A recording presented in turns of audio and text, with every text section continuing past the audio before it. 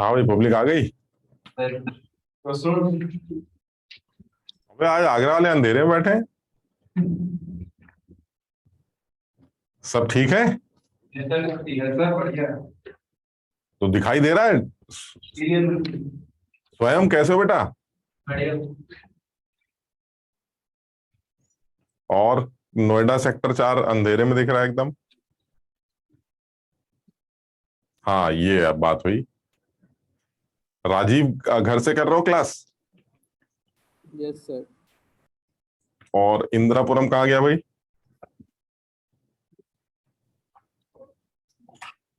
इनको भी बोल देते हैं।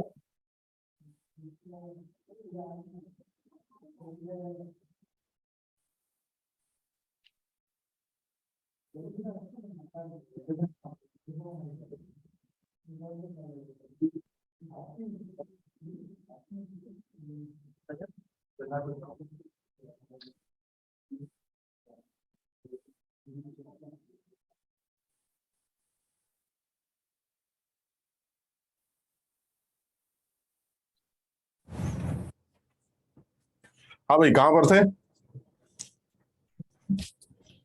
स्केल्स पढ़ रहे थे तो आ, 3 स्केल हो गई थी हमारी। नहीं, कौन सा चैप्टर चल रहा है? Periodic table. अच्छा, पीरियोडिक टेबल में एक तो वो रेडियस वाला कर लिया हमने, और एक आयनाइजेशन एनर्जी जो प्रॉपर्टी थी वो देख ली तुमने। फिर इलेक्ट्रॉन एफिनिटी एक प्रॉपर्टी थी वो देख ली, और इलेक्ट्रॉन नेगेटिविटी जो एक प्रॉपर्टी थी वो भी कर रहे थे। वही कर रहे थे ना शायद, जो स्केल्स कर रहे थे शायद। Yes sir. वो पाउलिंग स्केल था जिसके बारे में तुमने देख लिया। पाउलिंग स्केल जो है वो बॉन्ड डिसोसिएशन एनर्जी से रिलेटेड एक स्केल है, जिसमें एक रिलेटिव आपको इलेक्ट्रोनेगेटिविटी की वैल्यूज मिलती हैं, जिसमें जो ज्यादा ऑथेंटिक है, और जनरली वो हमें कुछ वैल्यूज याद भी रखनी पड़ती। और साथ ही साथ उसके बाद जो दूसरा स्केल बनाया गया था वो स्केल हमारा कौन सा था यार, नेक्स्ट स्केल? मूल्यांकन। हाँ, मूल्यांकन स्केल था, जिसमें बताया गया था कि आयनाइजेशन एनर्जी और इलेक्ट्रॉन एफिनिटी को यूज करके आप जो है इलेक्ट्रोनेगेटिविटी कैलकुलेट कर सकते हैं। और मूल्यांकन स्केल पर और पाउलिंग स्केल पर इलेक्ट्रोनेगेटिविटी का जो रेशो होता है वो 2.8 होता है। तो इसका भी कुछ यूज किया जा सकता है सवालों में। फिर तीसरा जो स्केल बनाया गया था वो जेड इफेक्टिव को लेके, यानी इफेक्टिव न्यूक्लियर चार्ज को लेके और रेडियस को लेके बनाया गया था। तो वो ऑलरेडी रॉशॉव स्केल था, जिससे आप उन वैल्यूज को पुट करके भी इलेक्ट्रोनेगेटिविटी किसी एलिमेंट की कैलकुलेट कर सकते हैं।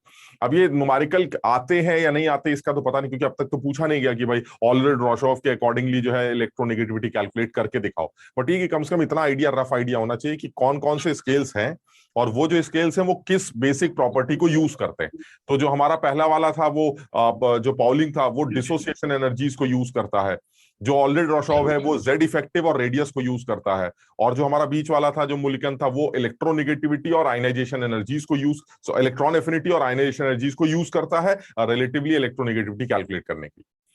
फिर अब दूसरी बात करते हैं। जैसे चलिए, ये तो इलेक्ट्रोनेगेटिविटी हो गई कि भाई डेफिनेशन क्या थी, दो लोग आपस में एक दूसरे के साथ कोवेलेंट बॉन्ड बना रहे हैं, जिसमें एक आदमी की शेयर्ड इलेक्ट्रॉन्स को अट्रैक्ट करने की जो ताकत है वो इलेक्ट्रोनेगेटिविटी के नाम से जानी जाती है, जिसमें शेयर्ड इलेक्ट्रॉन सिर्फ उस आदमी की तरफ शिफ्ट होते हैं, वो आदमी उन शेयर्ड इलेक्ट्रॉन्स को रखता नहीं। ठीक। अच्छा, दूसरी ये थी कि ये भी समझ में आता है कि इलेक्ट्रॉन एफिनिटी और नेगेटिविटी में जो डिफरेंस है वो यही है कि इलेक्ट्रॉन एफिनिटी एक एब्सोल्यूट वैल्यू है, जिसकी अपनी एक प्रॉपर यूनिट होती है, क्योंकि वो नापी जा सकती है इलेक्ट्रॉन गेन इंथैल्पीज के टर्म्स में।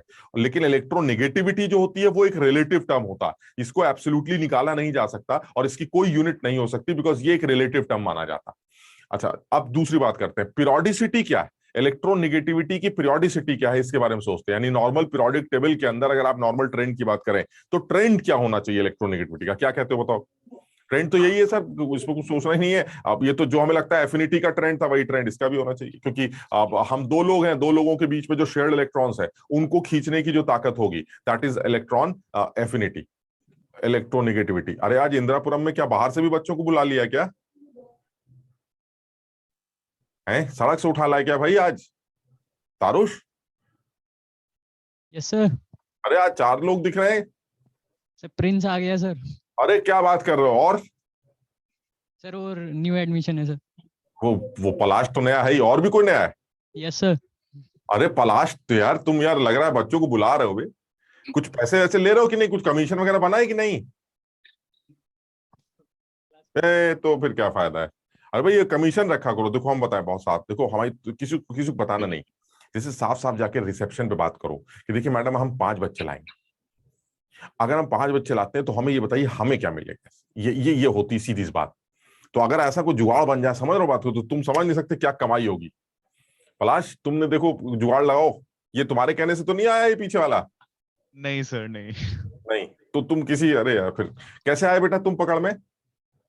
कहां थे अब तक? बोलो बोलो।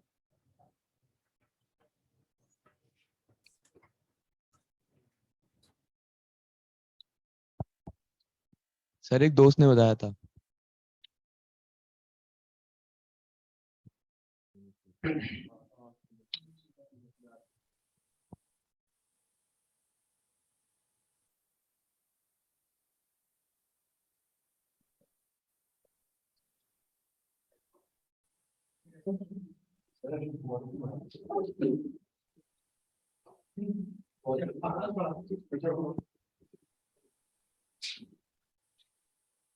हाँ भाई क्या कह रहे थे, किसने बताया? सर एक दोस्त ने बताया। अच्छा चलो, दोस्त ने सोचा होगा हम तो डूबेंगे ही, तुम्हें भी डूबेंगे। तो हाँ थोड़ी सी कम कर दीजिए। हाँ भाई हाँ, तो ये जो भी नए बच्चे आए उनको बता दें कि ये पीरियोडिक टेबल का एक चैप्टर बिल्कुल अपनी आखिरी सांसें ले रहा है। और इसमें कुछ खास नहीं है, मतलब ये ऐसा कोई चैप्टर नहीं है कि बहुत बड़ा नया कुछ होगा इसके अंदर। तुम्हें अपने आप ही पढ़ना है और अपने आप ही एनसीईआरटी से देखकर और किसी भी किताब के कुछ सवाल वगैरह लगाने हैं। तो इसमें कुछ नया नहीं है ना। तो ये चैप्टर ऐसा ही चैप्टर था, तो हम लोगों ने इसको बड़ा जल्दी जल्दी खत्म करने की कोशिश की है। तो इसमें हम लोगों ने निगेटिविटी के बारे में जो बात की थी उसी के बारे में बात कर रहे हैं कि अगर पीरियोडिक ट्रेंड की बात करें इलेक्ट्रोनेगेटिविटी, तो पीरियोडिक ट्रेंड क्या कहता है? पीरियोडिक ट्रेंड ये कहता है कि भाई आप आगे बढ़ेंगे तो आपका साइज घटेगा क्योंकि इफेक्टिव न्यूक्लियर चार्ज इंक्रीज करेगा। ये सबको याद है ये वाली बात? पीरियोडिक टेबल लेफ्ट से राइट मूव करने पर इफेक्टिव न्यूक्लियर चार्ज इंक्रीज करता है। इफेक्टिव न्यूक्लियर चार्ज इंक्रीज करता है तो साइज डिक्रीज करेगा। अब जब साइज डिक्रीज करेगा तो शेयर्ड इलेक्ट्रॉन्स जो दो लोगों के बीच में है वो आदमी ज्यादा खींच पाएगा उन लोगों को जिसका इफेक्टिव न्यूक्लियर चार्ज ज्यादा है। यानी ऐसा लगता है कि अगर आप नॉर्मल ट्रेंड की बात करते हैं तो नॉर्मल ट्रेंड बहुत सीधा से समझ में आता है। अगर आप नॉर्मल ट्रेंड की बात करते हैं तो नॉर्मल ट्रेंड यही है कि अगर आप आगे भागेंगे, यानी अगर आप पीरियोडिक टेबल में लेफ्ट से राइट मूव करने की बात कर रहे हैं तो बिल्कुल साफ दिखाई दे रहा है लेफ्ट से राइट मूव करने पर आपका जेड इफेक्टिव इंक्रीज करेगा। जेड इफेक्टिव इंक्रीज करने से इलेक्ट्रोनेगेटिविटी भी इंक्रीज करेगी, क्योंकि इफेक्टिव न्यूक्लियर चार्ज जब इंक्रीज करता है तो शेयर्ड इलेक्ट्रॉन्स को खींच पाना यह आसान हो जाता है। यानी कहने का मतलब यह हुआ कि जो जेड इफेक्टिव होगा दैट इज ग्रेटर, तो इलेक्ट्रोनेगेटिविटी भी बढ़ जाएगी। अच्छा नीचे उतरने पर क्या होगा? जब आप किसी ग्रुप में ऊपर से नीचे आएंगे फिर वही उल्टा हो गया, साइज बढ़ रहा है। नीचे आने पर शेल बढ़ती जाती है, शेल के बढ़ने से साइज बढ़ता है, साइज बढ़ने से आपके शेयर्ड इलेक्ट्रॉन्स आपसे दूर होते हैं जिसकी वजह से उनको अट्रैक्ट करना मुश्किल हो जाता है। तो ये मेरे ख्याल से सब लोग समझ रहे होंगे, यही शायद एफिनिटी में भी बोला गया था। सेम ट्रेंड एफिनिटी के लिए भी लगाया गया था, सेम ट्रेंड नेगेटिविटी के लिए भी लगाया गया है कि लेफ्ट से राइट मूव करने पर नेगेटिविटी बढ़नी चाहिए और टॉप से बॉटम आने पर नेगेटिविटी घटनी चाहिए। ठीक। अच्छा एक चीज और है जो लॉजिकल है कि भाई नोबल गैसेस के बारे में कोई बात मत करिए। नोबल गैसेस की जो नेगेटिविटी है वो ना के बराबर consider. Electronegativity value noble gases की बहुत कम होती है। क्यों? क्योंकि वो एक तो बॉन्ड ही नहीं बनाते, है ना। नोबल गैसेस आइडियल, तो उनको तो बॉन्ड बनाने की वैसे भी जरूरत नहीं, लेकिन अगर बॉन्ड बन भी रहे हैं तो भी शेयर्ड इलेक्ट्रॉन्स को अट्रैक्ट करने की ताकत उनकी नेग्लिजिबल है, क्योंकि उनको जरूरत ही नहीं है। They are already stable configuration के लोग, तो शेयर्ड इलेक्ट्रॉन्स को अट्रैक्ट करना उनके लिए ये मुश्किल होता है।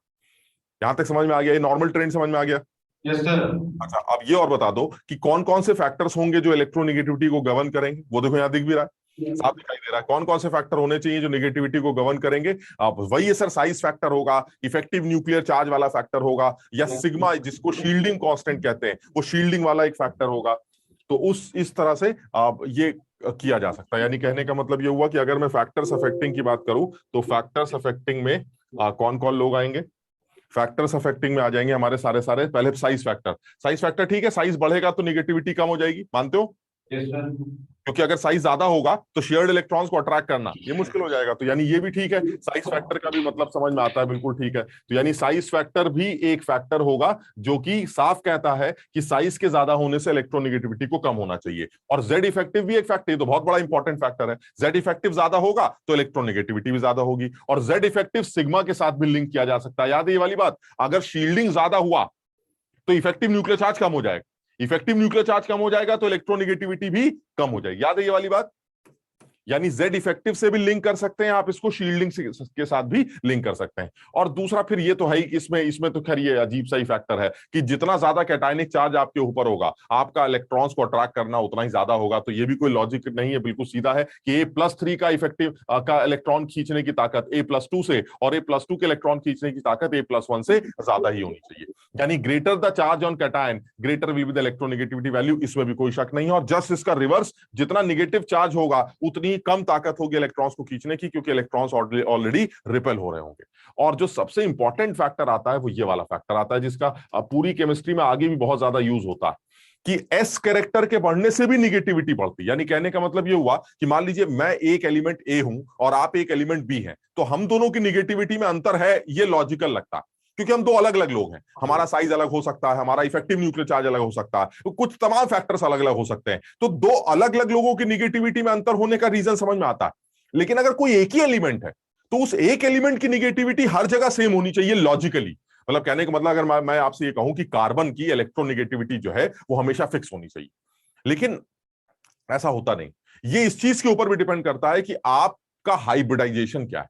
यानी कई बार ऐसा देखने को मिलता है कि दो कार्बन एटम्स हैं लेकिन दोनों की निगेटिविटी में अंतर, दो ही कार्बन एटम्स हैं लेकिन दोनों की इलेक्ट्रोनेगेटिविटी में डिफरेंस है। क्यों? क्योंकि दोनों के हाइब्रिडाइजेशन अलग अलग। ये बिल्कुल पॉसिबल, यानी हाइब्रिडाइजेशन के डिफरेंस की वजह से ये चीज देखने को मिल सकती है।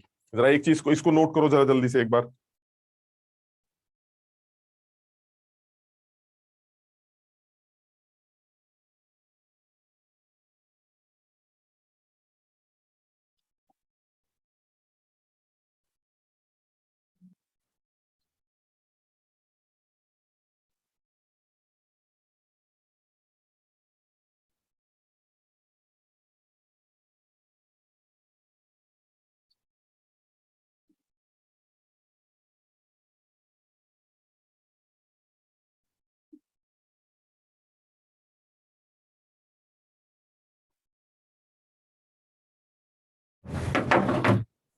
ठीक है, समझ में आया ये वाली बात। तो इसको, ये वाली जो चीज है ना, ये इंपॉर्टेंट है, एस कैरेक्टर वाली। अभी हम इस बारे में बात करते हैं। यानी अब ये तो समझ में आता है कि अगर दो अलग अलग लोग हैं तो उनकी निगेटिविटी में डिफरेंस हो सकता, ये ठीक है, क्योंकि आपका साइज ज्यादा है, हमारा साइज कम है, ये सब समझ में आता है। लेकिन एक ही आदमी की निगेटिविटी अलग अलग है अलग अलग जगहों पर, ये समझ में नहीं आता। तो ये चीज समझने के लिए छोटी सी बात समझ में आनी चाहिए कि कभी कभी एक ही एलिमेंट की निगेटिविटी का में भी अंतर होता है उसके हाइब्रिडाइजेशन की वजह से। यानी कहने का मतलब ये हुआ, जैसे मान लीजिए कार्बन की बात करते हैं। जैसे मान लीजिए कार्बन अगर sp3 hybrid, carbon sp2 hybrid भी हो सकता है, और कार्बन जो है वो sp हाइब्रिड भी हो सकता है। कार्बन के तीनों तरह के मान लीजिए हाइब्रिडाइजेशंस हैं। तो जहां पर कार्बन का हाइब्रिडाइजेशन sp है, उस जगह पर कार्बन की इलेक्ट्रोनेगेटिविटी उस कार्बन से ज्यादा है जहां पर वो sp2 है, और उस जगह पर ज्यादा है जहां पर वो sp3। समझो, यानी s के कैरेक्टर के बढ़ने से इलेक्ट्रोनेगेटिविटी बढ़ती भी। एस का कैरेक्टर कैसे बढ़ रहा है? जैसे हमारा पहला वाला आदमी है, ये वाला sp3। इस sp3 में एक s है, अगर तुम ध्यान से देखो तो इसमें एक s है और इसमें 3 p है। यानी कुल मिला के कितने हाइब्रिड और कितने ऑर्बिटल्स इन्वॉल्व है? 4।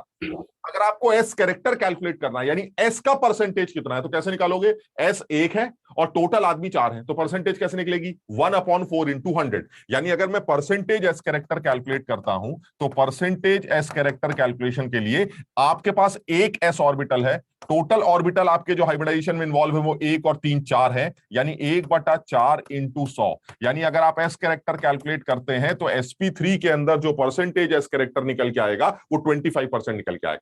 इसी तरह से अगर sp2 का निकालना हो तो कैसे निकालोगे? sp2 के केस में एक एस है, समझ रहे हो, और 2 p। अब अगर इसका एस कैरेक्टर कैलकुलेट करना है तो कैसे कैलकुलेट करेंगे? एक एस है 2 p है, यानी कुल मिला के 3 लोग हैं, तो परसेंटेज कैसे निकलेगी? 1/3 × 100। यानी अगर इसकी परसेंटेज एस कैरेक्टर निकालते हैं तो इसका परसेंटेज एस कैरेक्टर निकल के आएगा 1/3 × 100 एंड दैट इज 33%। इसी तरह से अगर sp के अंदर आपको ये निकालना हो तो एक s है एक पी है। इसका मतलब ये हुआ कि आधे आधे हैं, तो अगर एसपी के अंदर एस कैरेक्टर कैलकुलेट करना हो तो ये 1/2 इंटू 100, ये 50% निकल के आएगा। यानी कहने का मतलब ये हो गया कि आप जैसे जैसे हाइब्रिडाइजेशन को चेंज कर रहे हैं वैसे वैसे परसेंटेज एस कैरेक्टर चेंज कर रहा है, और परसेंटेज एस कैरेक्टर के चेंज करने से इलेक्ट्रोनेगेटिविटी भी चेंज होती। रीजन क्या है? अगर आप ये देखो, इसका हाइब्रिडाइजेशन अगर sp3 है तो इस हाइब्रिडाइजेशन में जो sp3 लोब्स हैं उसमें s का जो कंट्रीब्यूशन है वो सिर्फ 25%। और तुम सब जानते हो s ऑर्बिटल स्फेरिकल होते हैं, यानी अगर आपका s कैरेक्टर कम है तो आपके हाइब्रिड ऑर्बिटल्स में जो गोलाई है वो कम होगी, क्योंकि वो स्फेरिकल नेचर आपका कम।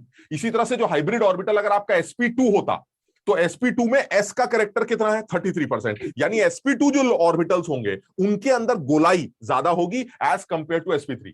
और इसी तरह से अगर आप sp ऑर्बिटल की बात करते हैं तो उसके अंदर तो 50% s कैरेक्टर है, s कैरेक्टर गोल होता है s ऑर्बिटल। तो इसका मतलब सबसे ज्यादा जो स्फेरिसिटी है वो किस हाइब्रिड ऑर्बिटल के अंदर होगी? sp के अंदर। और सबसे कम स्फेरिसिटी किसके अंदर होगी? sp3 के अंदर। यानी स्फेरिसिटी के ज्यादा होने से शेयर्ड इलेक्ट्रॉन्स न्यूक्लियस के ज्यादा करीब होंगे। मतलब आप ऐसे समझ के देखो, जैसे ये आदमी है, इसका एक बार sp3 कैरेक्टर ले लेते हैं, ठीक, अच्छा ये शेयर्ड इलेक्ट्रॉन्स ले लेते हैं, ये शेयर्ड इलेक्ट्रॉन्स, और एक बार इसी का s कैरेक्टर ले लेते हैं sp, ये गोलाई ज्यादा हो गई और ये शेयर्ड इलेक्ट्रॉन्स हो गए। अब आप खुद देख लीजिए कि जितना ज्यादा आपका ऑर्बिटल गोल होगा ये शेयर्ड इलेक्ट्रॉन्स आपके न्यूक्लियस से उतना ही ज्यादा अट्रैक्टेड होंगे। समझो, यहां पर ये शेयर्ड इलेक्ट्रॉन्स जो है आपके न्यूक्लियस से दूर होंगे। यानी कहने का मतलब यह हुआ कि ऑर्बिटल में जितनी ज्यादा स्फेरिसिटी आपको दिखाई देती है, आपके जो शेयर्ड इलेक्ट्रॉन्स हैं वो आपके न्यूक्लियस के उतने करीब आने लगते हैं, और शेयर्ड इलेक्ट्रॉन्स न्यूक्लियस के करीब आने से आप उनको खींचना आसानी से शुरू कर देते हैं, जिसकी वजह से उसकी निगेटिविटी इंक्रीज कर जाती। यानी ये एक इंपॉर्टेंट फैक्टर है जिसमें यह बोला जा रहा है कि एस कैरेक्टर भी इलेक्ट्रोनेगेटिविटी को गवर्न करता है। इनफैक्ट कभी ये स्टेटमेंट मिले हमें आईआईटी के पेपर में या किसी एग्जाम में कि क्या सेम एलिमेंट की निगेटिविटी अलग अलग कंपाउंड्स में अलग अलग हो सकती है, तो आप बिल्कुल हां बोल दीजिएगा, क्योंकि सेम एलिमेंट की भी निगेटिविटी बदल सकती है एस कैरेक्टर के बदलने से। यानी अगर एस कैरेक्टर चेंज हो रहा है तो उस केस में उसकी निगेटिविटी में अंतर आपको देखने को मिलेगा ही मिलेगा। यानी जितना ज्यादा आपका एस कैरेक्टर होगा आपके ऑर्बिटल्स के अंदर स्फेरिसिटी उतनी ज्यादा होगी, और स्फेरिसिटी के ज्यादा होने से आपके शेयर्ड इलेक्ट्रॉन्स आपके न्यूक्लियस के ज्यादा करीब होंगे, जिसकी वजह से आप उन शेयर्ड इलेक्ट्रॉन्स को आसानी से अट्रैक्ट कर सकते हैं और इलेक्ट्रोनेगेटिविटी इंक्रीज कर सकते हैं। यानी ये फैक्टर एक इंपॉर्टेंट फैक्टर माना जा सकता है। अदरवाइज साइज फैक्टर, सिग्मा वाला फैक्टर, जेड इफेक्टिव वाला फैक्टर, ये बड़े कॉमन से फैक्टर, इसमें कोई खास बात नहीं है, हमें पता है। मेन फैक्टर ये वाला जिसमें शेयर हाइब्रिडाइजेशन से रिलेटेड बात की जाती है। और तुम आगे भी देखोगे कि जब हम ऑर्गेनिक केमिस्ट्री की बात करेंगे, आगे भी इसी ब्लॉक केमिस्ट्री में भी कई जगह ये चीज देखने को मिलेगी कि एस कैरेक्टर के बढ़ने से इलेक्ट्रोनेगेटिविटी बढ़ती है, जिसकी वजह से बहुत सारी मॉलिक्यूलर प्रॉपर्टीज में अंतर देखने को मिलता है। बहुत सारी मॉलिक्यूलर प्रॉपर्टीज में अंतर देखने को मिलता है। जैसे अगर तुम्हें पता नहीं, तुमने सुने होंगे ऑर्गेनिक केमिस्ट्री में इस तरह के भी सवाल आते हैं कि अगर मान लो ये पूछा जाए कि भाई एक हमारे पास इथाइन है, इथीन है, और एक हमारे पास इथाइन है, ये दो लोग, अगर ये पूछा जाए इन दोनों, मान लीजिए एक इथेन भी ले लेते हैं, चलिए तीनों ले लेते हैं, ये तीन मॉलिक्यूल्स हैं ए, बी और सी। अगर आपसे पूछा जाए इन तीनों में सबसे ज्यादा एसिडिक मॉलिक्यूल कौन सा है, एसिडिक कंपाउंड, एसिडिक कंपाउंड वो होते हैं जो आसानी से H+ लूज कर सकते हैं, उन्हीं को तो एसिड बोलते हैं। आप ध्यान से देखिए ये वाला, ये जो तीसरा वाला आदमी है, इस तीसरे वाले आदमी का जो एस कैरेक्टर है कार्बन का, हालांकि तीनों ही इलेक्ट्रोनेगेटिविटी, तीनों ही कार्बन है, हमारे तीनों ही कार्बन है, लेकिन ये वाला जो कार्बन है ये sp हाइब्रिड, ये वाले जो कार्बन है ये sp2 है, और ये वाले जो कार्बन है ये sp3। ये हाइब्रिडाइजेशन निकालना जानते हो भाई तुम लोग, ये आगे हालांकि आएगा तो हम इस बारे में थोड़ी सी बात करेंगे, लेकिन अभी हम ऐसे अज्यूम कर लेते हैं कि तुम्हें शायद हाइब्रिडाइजेशन निकालना आता है। तो जो सिंगल बॉन्ड होता है उस सिंगल बॉन्ड में कार्बन का हाइब्रिडाइजेशन sp3। अब देखिए ये वाला कार्बन sp है, ये वाला sp2 है, ये sp3। अब अगर sp है तो इस कार्बन की निगेटिविटी ज्यादा होगी इन लोगों से, और अगर इस कार्बन की इलेक्ट्रोनेगेटिविटी ज्यादा है तो ये जो है आसानी से H के इलेक्ट्रॉन्स को खींच सकता है, जिसकी वजह से H का प्लस के फॉर्म में निकलना ये आसान हो जाएगा। समझो बात, यानी अगर हाइड्रोजन उस एलिमेंट से अटैच है जो ज्यादा इलेक्ट्रोनेगेटिव है, तो वो इलेक्ट्रोनेगेटिव एलिमेंट हाइड्रोजन के शेयर्ड इलेक्ट्रॉन्स को खींचेगा और हाइड्रोजन का प्लस के फॉर्म में निकलना यह आसान हो जाएगा। यानी इन तीनों में अगर चेक करें तो due to this electronegativity of carbon, due to sp hybrid of carbon, this hydrogen is much more acidic hydrogen as compare to this and this. यानी अगर मैं इसमें एसिडिक स्ट्रेंथ का ऑर्डर बताऊं तो सबसे ज्यादा एसिडिक हमारा इथाइन होगा, फिर इथीन होगा और सबसे कम इथेन होगा। बताओ समझ रहे हो ये? इसको सब लोग समझने की कोशिश करो भाई, ये थोड़ा सा इंपॉर्टेंट है। मतलब ये हाइब्रिडाइजेशन वाली बात आगे कई बार आएगी, ऐसा तो नहीं तुम याद नहीं, ये याद हो जाएगा, बट इसको सब लोग समझ लो कि ऐसा क्यों कहा जाता है कि हाइब्रिडाइजेशन भी इलेक्ट्रोनेगेटिविटी को गवर्न करता है। तो इसको सिर्फ एक लाइन में याद करते हैं, जितना ज्यादा एस कैरेक्टर होगा आपके अंदर, आपके एलिमेंट के हाइब्रिडाइजेशन, जब आप अपना हाइब्रिडाइजेशन निकालेंगे तो जितना ज्यादा आपके अंदर एस कैरेक्टर होगा, आपकी इलेक्ट्रोनेगेटिविटी उतनी ही ज्यादा मानी जाएगी। रीजन ये है कि एस कैरेक्टर के आने से ऑर्बिटल्स या हाइब्रिड ऑर्बिटल्स के अंदर स्फेरिसिटी आती, स्फेरिसिटी आने से शेयर्ड इलेक्ट्रॉन्स न्यूक्लियस के करीब पहुंच जाते हैं, जिसकी वजह से उनका अट्रैक्शन न्यूक्लियस की तरफ वो बढ़ जाता है, और खींचने की ताकत बढ़ने से इलेक्ट्रोनेगेटिविटी इंक्रीज कर जाती। तो अगर sp हाइब्रिड कार्बन है और sp2 हाइब्रिड कार्बन है या sp3 हाइब्रिड कार्बन है, तो उस केस में साफ दिखाई दे रहा है कि sp हाइब्रिड कार्बन की इलेक्ट्रोनेगेटिविटी ज्यादा होती है, उससे लगा हुआ हाइड्रोजन वो एसिडिक नेचर का माना जाता है। लेकिन sp2 या sp कार्बन की इलेक्ट्रोनेगेटिविटी काफी खराब होती है और उनसे लगा हाइड्रोजन एसिडिक नेचर का नहीं। यानी अगर मुझे कंपैरिजन करना है तो सबसे ज्यादा एसिडिक हाइड्रोजन इसके पास है, फिर इसके पास है और फिर इसके पास है। सो अगर एसिडिक स्ट्रेंथ का ऑर्डर कंपेयर करें तो 3 2 1 ये एसिडिक स्ट्रेंथ का ऑर्डर होना चाहिए। कुछ समझ पाए? Yes sir. तो हमें यानी इस चीज का भी थोड़ा सा एक बार ध्यान देना पड़ेगा कि नेगेटिविटी के ये फैक्टर्स देखने को मिलते हैं। हाँ भाई, आप ये पलाश समझ पाए बेटा? Yes sir. और पलाश के पीछे जो आज नया आया मुर्गा, यस सर। तुम्हें समझ में आया बेटा? ये चैप्टर पढ़ा है पहले? हाँ, यही इंदिरापुरम वाला जो बच्चा है, जो नया बच्चा आया, ये चैप्टर पढ़ा है बेटा? सर पढ़ा है पहले थोड़ा सा। हाँ, तो ये वही वाला चैप्टर, मतलब जैसे जैसे जितना तुम्हें याद सा आ रहा है ना, ये वैसा ही चैप्टर, एक बार इसको रिवाइज करना पड़ेगा। तो ना इस चैप्टर में ना थोड़ा सा हमें लगता है अपने एफर्ट्स ज्यादा हैं इस चैप्टर में। मतलब जैसे एटॉमिक स्ट्रक्चर हो गया या मोल कॉन्सेप्ट तुमने पढ़ा, या कोई भी ऐसे चैप्टर जैसे कुछ कुछ, तो उसमें कुछ पढ़ लिया, फॉर्मूले वगैरह याद कर लिए और उसके बाद सवाल लगा लिए, बस ऐसे काम चल जाता है। इस चैप्टर में ना पढ़ने में दिक्कत क्या है कि सब कुछ बता ही नहीं सकते आप, इसमें आप सब कुछ पढ़ ही नहीं सकते। सबसे अच्छी बात इस चैप्टर की क्या है कि इसमें आप सब कुछ पढ़ ही नहीं, आपको बताया नहीं जा सकता, आपको खुद से करना पड़ता है, क्योंकि ये बड़ा सा चैप्टर हो गया है ना। तो इसमें आप अपने आप एनसीईआरटी से इसकी रीडिंग लगाई जाए, इसमें से कुछ कुछ मेन मेन पॉइंट्स नोट किए जाएं और उनको याद किया जाए, फिर सवाल किए जाए। कई बार सवाल ऐसे मिलेंगे जो तुम्हें कुछ याद करवाएंगे, तो उन सवालों को अलग से नोट किया जाए, उनको ध्यान रखा जाए। मतलब समझ लो, इस चैप्टर को तो पढ़ना का मतलब पूरे 1 साल आपको ये चैप्टर पढ़ते रहना है, बस आपको कुछ ना कुछ मिलता रहेगा, आप डालते रहिएगा इसके अंदर बस। क्योंकि ये तो बड़ा समझ लो पीरियोडिक टेबल है, तो इसमें कुछ भी नए नए ट्रेंड्स निकलेंगे। लेकिन मेन तौर पर जो हमें इस चैप्टर में पढ़ना था वो ये कि क्या हमें डेफिनेशन समझ में आती है, क्या हमें ये समझ में आता है कि वो कौन कौन से फैक्टर्स है जो इन प्रॉपर्टीज को गवर्न करते हैं, पीरियोडिक टेबल में नॉर्मल ट्रेंड्स इन प्रॉपर्टीज के क्या होने चाहिए, और अगर कुछ एक्सेप्शंस हैं तो वो कुछ कुछ एक्सेप्शंस कैसे डील किए जाते हैं, वो इतनी चीजें जो है हमें इस चैप्टर में पता होनी। अब जैसे ये इलेक्ट्रोनेगेटिविटी वाला फैक्टर आप कर रहे थे, तो इसमें क्या क्या समझ में आ गया कि नेगेटिविटी क्या है, एफिनिटी से कैसे इसका अंतर है, नेगेटिविटी को किन किन स्केल्स पर नापा गया है, साथ में वो कौन कौन से फैक्टर्स हैं जो इसको गवर्न करते हैं, नॉर्मल ट्रेंड क्या है इसके अंदर।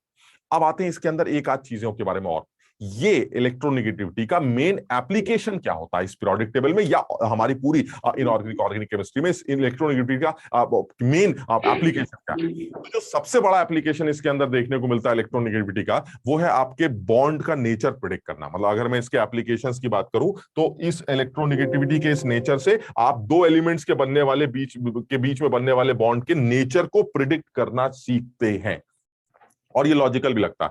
लॉजिकल इसलिए लगता है, तुम खुद दिमाग लगाओ कि अगर दो लोग आपस में बॉन्ड बना रहे हैं और उन दोनों के बीच के बॉन्ड में किस तरह का कैरेक्टर ज्यादा है, किस तरह का कैरेक्टर मतलब इनके बीच में कोवेलेंट कैरेक्टर ज्यादा है या इस बॉन्ड में आयनिक कैरेक्टर ज्यादा है, उस तरह के कैरेक्टर को निकालने के लिए आपको दोनों एलिमेंट्स की निगेटिविटीज के बारे में आइडिया होना चाहिए।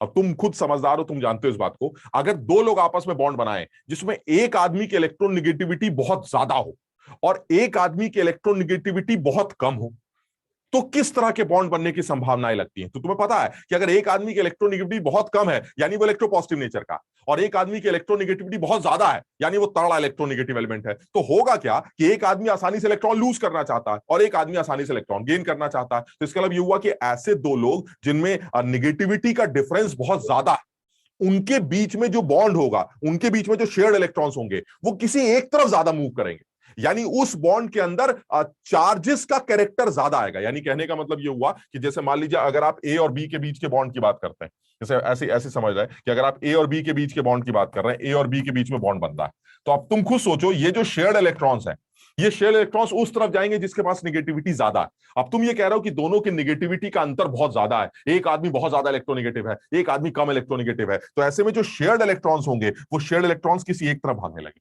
और अगर शेयर्ड इलेक्ट्रॉन्स किसी एक तरफ भागेंगे तो एक एलिमेंट पर तो बड़ा सा डेल नेगेटिव चार्ज आने लगेगा और दूसरे एलिमेंट पर बड़ा सा डेल पॉजिटिव चार्ज आने लगेगा। मैं माइनस नहीं लिख रहा हूं चार्ज को, क्यों? क्योंकि माइनस का मतलब लेके भाग गए, लेके नहीं भाग रहे हैं, सिर्फ आप शेयर्ड इलेक्ट्रॉन्स को अपनी तरफ अट्रैक्ट कर रहे हैं, जिसकी वजह से आपके ऊपर पार्शियल नेगेटिव चार्ज की फीलिंग आ रही है और बगल वाले एलिमेंट पर पार्शियल पॉजिटिव चार्ज की फीलिंग आ रही है। ये प्लस और माइनस जो आपने लिखा, डेल प्लस और डेल माइनस, ये कम भी हो सकता है, ये बढ़ भी सकता है, that depends on the difference in the electronegative. तो मैं ये बताना चाह रहा हूं कि दो एलिमेंट्स की नेगेटिविटी में जितना ज्यादा अंतर होगा, उनके बीच में बनने वाले बॉन्ड के अंदर उतनी ही ज्यादा पोलैरिटी आने लगेगी। यानी ये इलेक्ट्रॉन क्लाउड उतना ही ज्यादा किसी एक तरफ शिफ्ट करेगा जितना ज्यादा उसकी नेगेटिविटी का डिफरेंस होगा दूसरे एलिमेंट के साथ, जिसकी वजह से इनके ऊपर पार्शियल पॉजिटिव और पार्शियल नेगेटिव चार्ज का अमाउंट बढ़ता चला जाएगा। यानी इस बॉन्ड के अंदर जो पोलैरिटी है, पोलैरिटी समझते हो, प्लस और माइनस का जो चार्ज आ रहा है, इस बॉन्ड के अंदर जो पोलैरिटी है वो दोनों एलिमेंट्स की नेगेटिविटी के डिफरेंस के ऊपर तो डिपेंड करती ही होगी। अगर इनके बीच के इलेक्ट्रोनेगेटिविटी का डिफरेंस बहुत कम या नेग्लिजिबल है तो ऐसे में ये बॉन्ड एक नॉन पोलर बॉन्ड माना जाएगा, जिसमें शेयर्ड इलेक्ट्रॉन्स ना हम खींच पाएंगे ना तुम खींच पाओगे, क्योंकि हम दोनों की ताकत इलेक्ट्रॉन खींचने की बराबर है, जिसकी वजह से शेयर्ड इलेक्ट्रॉन्स बिल्कुल बीचों बीच एग्जिस्ट करेंगे और उस बॉन्ड के अंदर किसी भी तरह की पोलैरिटी देखने को नहीं मिलेगी। तो अगर कोई पूछे कि भाई साहब जरा ये बताइए, क्लोरीन और क्लोरीन के बीच के डंडा है, बताइए इस बॉन्ड के अंदर कितनी पोलैरिटी है, तो आप साफ बता दीजिएगा, बेकार की बातें मत करो, शेयर्ड इलेक्ट्रॉन्स बिल्कुल बीचों बीच रहेंगे, क्योंकि दोनों एलिमेंट क्लोरीन है, दोनों की नेगेटिविटी सेम है, इस बॉन्ड के अंदर पोलैरिटी बिल्कुल जीरो होगी। This is a non polar covalent bond, इसमें कोई शक नहीं है, ये एक नॉन पोलर बॉन्ड होगा। लेकिन अगर इन्हीं में दोनों एलिमेंट्स की नेगेटिविटी में डिफरेंस होता तो ऐसे में ये बॉन्ड एक पोलर बॉन्ड होता और उस बॉन्ड की पोलैरिटी इनकी नेगेटिविटीज की वैल्यूज डिसाइड कर। कुछ यहां तक समझ पाए बात? Yes sir. यानी एक जनरल स्टेटमेंट कुछ इस तरह का दिया जाता है, एक ऐसी जनरल स्टेटमेंट की बात कर रहे हैं कि अगर दो लोगों के बीच में बॉन्ड बने, ए और बी के बीच में, और उनकी नेगेटिविटी सिमिलर हो, ए और बी की, एक्स का मतलब नेगेटिविटी, तो ये नेगेटिविटी ए की एक्स ए और बी की एक्स बी, ये दोनों बराबर। अगर ये दोनों बराबर है तो इसका मतलब शेयर्ड इलेक्ट्रॉन्स बिल्कुल बीचों बीच होंगे, और अगर शेयर्ड इलेक्ट्रॉन्स बिल्कुल बीचों बीच होंगे तो वो बॉन्ड एकदम साफ समझ में आता है, 0% पोलर होगा, that is pure covalent bond. उस बॉन्ड को आप प्योर कोवेलेंट बॉन्ड मानेंगे। लेकिन अगर ऐसा हो कि दोनों की नेगेटिविटी सिमिलर नहीं है तो इसका मतलब यह हुआ उस बॉन्ड के अंदर आयनिक कैरेक्टर भी होगा और उस बॉन्ड के अंदर कोवेलेंट कैरेक्टर भी होगा, और वो कितना आयनिक होगा कितना कोवेलेंट होगा उसके लिए यह बोला गया है, ऐसी जनरल बात बोली गई है कि पाउलिंग स्केल पर अगर नेगेटिविटी का डिफरेंस 1.7 तो फिर वो 1 तो लगभग 50% जो है वो बॉन्ड आयनिक और 50% कोवेलेंट, यानी दो एलिमेंट जिनके बीच में बॉन्ड बन रहा है, अगर उनकी नेगेटिविटी में जो डिफरेंस है वो 1.7 के आसपास है तो ऐसे में वो 50% कोवेलेंट बॉन्ड माना जाएगा, 50% आयनिक माना जाएगा। लेकिन अगर ये डिफरेंस 1.7 से बढ़ा तो आयनिक कैरेक्टर बढ़ जाएगा, कोवेलेंट कैरेक्टर कम हो जाएगा, और अगर यही डिफरेंस 1.7 से छोटा हुआ तो आयनिक कैरेक्टर कम हो जाएगा और कोवेलेंट कैरेक्टर इंक्रीज कर जाएगा। ये एक रफ एस्टिमेशन है, एग्जैक्ट कैलकुलेशन जो होती है वो तो हेने स्मिथ ने ही कैलकुलेट करके दी थी। ये रूल ये कहता है कि आपको जब किसी भी बॉन्ड के अंदर परसेंटेज आयनिक कैरेक्टर या कोवेलेंट कैरेक्टर कैलकुलेट करना हो तो आप ये वाला इक्वेशन यूज कर सकते हैं। This is 16 delta plus 3.5 delta square. This is percentage ionic character. यानी अगर आपको परसेंटेज आयनिक कैरेक्टर किसी भी मॉलिक्यूल में कैलकुलेट करना हो तो वो percentage ionic character 16 delta plus 3.5 delta square से कैलकुलेट किया जाएगा, where delta is the difference in the electronegativity of A and B. यानी जिन दो एलिमेंट्स के बीच में आपने बॉन्ड बनाया है, अगर आपको उनकी नेगेटिविटी वैल्यूज का पता हो तो आप उनका डिफरेंस निकालकर इस इक्वेशन में पुट कर सकते हैं, और इस इक्वेशन में पुट करके आप ये बता सकते हैं कि उस बॉन्ड के अंदर परसेंटेज आयनिक कैरेक्टर कितना। बताओ यहां तक समझे बात? Yes sir. यानी हमें सबसे पहले क्या क्या याद रखना था कि इस इलेक्ट्रोनेगेटिविटी का जो सबसे बड़ा एप्लीकेशन है वो क्या है, तो इसकी नेगेटिविटी डिफरेंस का या इलेक्ट्रोनेगेटिविटी का सबसे अच्छा एप्लीकेशन दो लोगों के बीच में बने हुए बॉन्ड के अंदर कितनी पोलैरिटी है, ये एप्लीकेशन। यानी बॉन्ड के अंदर उतनी ही पोलैरिटी देखने को मिलेगी, उतनी ज्यादा पोलैरिटी देखने को मिलेगी जब दो एलिमेंट्स की नेगेटिविटी में ज्यादा से ज्यादा डिफरेंस हो। देखो यहां समझ में आ रहा है ना, डेल्टा की वैल्यू अगर बढ़ती जाएगी तो ये परसेंटेज आयनिक कैरेक्टर भी इंक्रीज करता जाएगा। यानी जिन दो एलिमेंट्स के बीच में बॉन्ड बन बन रहा है, अगर उनकी निगेटिविटी का अंतर बढ़ता जा रहा है तो उस बॉन्ड के अंदर आयनिक कैरेक्टर बढ़ता जा रहा है और कोवेलेंट कैरेक्टर कम होता चला जा रहा है। अगर उनकी निगेटिविटी का डिफरेंस बहुत कम है तो उस बॉन्ड के अंदर कोवेलेंट कैरेक्टर बहुत ज्यादा है, आयनिक कैरेक्टर बहुत कम है, यानी चार्जेस ए और बी पर पार्शियल चार्जेस बहुत कम होंगे। और कहीं डेल्टा की वैल्यू 0 हो गई, यानी दोनों एलिमेंट ऑलमोस्ट एक जैसे ही हो गए, दोनों की निगेटिविटी सिमिलर है, तो ऐसे में डेल्टा 0 हो जाएगा। डेल्टा 0 हो जाएगा तो आयनिक कैरेक्टर तो 0 हो जाएगा और वो बॉन्ड प्योर कोवेलेंट के नेचर का चला जाएगा, प्योर कोवेलेंट बॉन्ड। वो अलग बात है कि आगे जब हम केमिकल बॉन्डिंग शुरू करेंगे तो उसमें ये बात बताई जाएगी कि दुनिया का कोई भी बॉन्ड 100% आयनिक कैरेक्टर नहीं रखता, उसके अंदर कुछ ना कुछ कोवेलेंट कैरेक्टर तो होता ही है, वो हम आगे बात करें। लेकिन अभी तो एक जनरल स्टेटमेंट दिया जा रहा है, दो एलिमेंट्स आपस में बॉन्ड बना रहे हैं, उस बॉन्ड के अंदर दो तरह के कैरेक्टर हैं, एक आयनिक कैरेक्टर, कोवेलेंट कैरेक्टर। या तो ये बॉन्ड 100% कोवेलेंट होगा या ये बॉन्ड 100% आयनिक होगा या ये कोवेलेंट और आयनिक दोनों होगा। तो वो चीज डिस्कस की जा रही है कि निगेटिविटी का डिफरेंस ही ये डिसाइड करेगा कि इस बॉन्ड के अंदर कितनी परसेंट कोवेलेंसी है, कोवेलेंट कैरेक्टर है या कितने परसेंट आयनिक कैरेक्टर।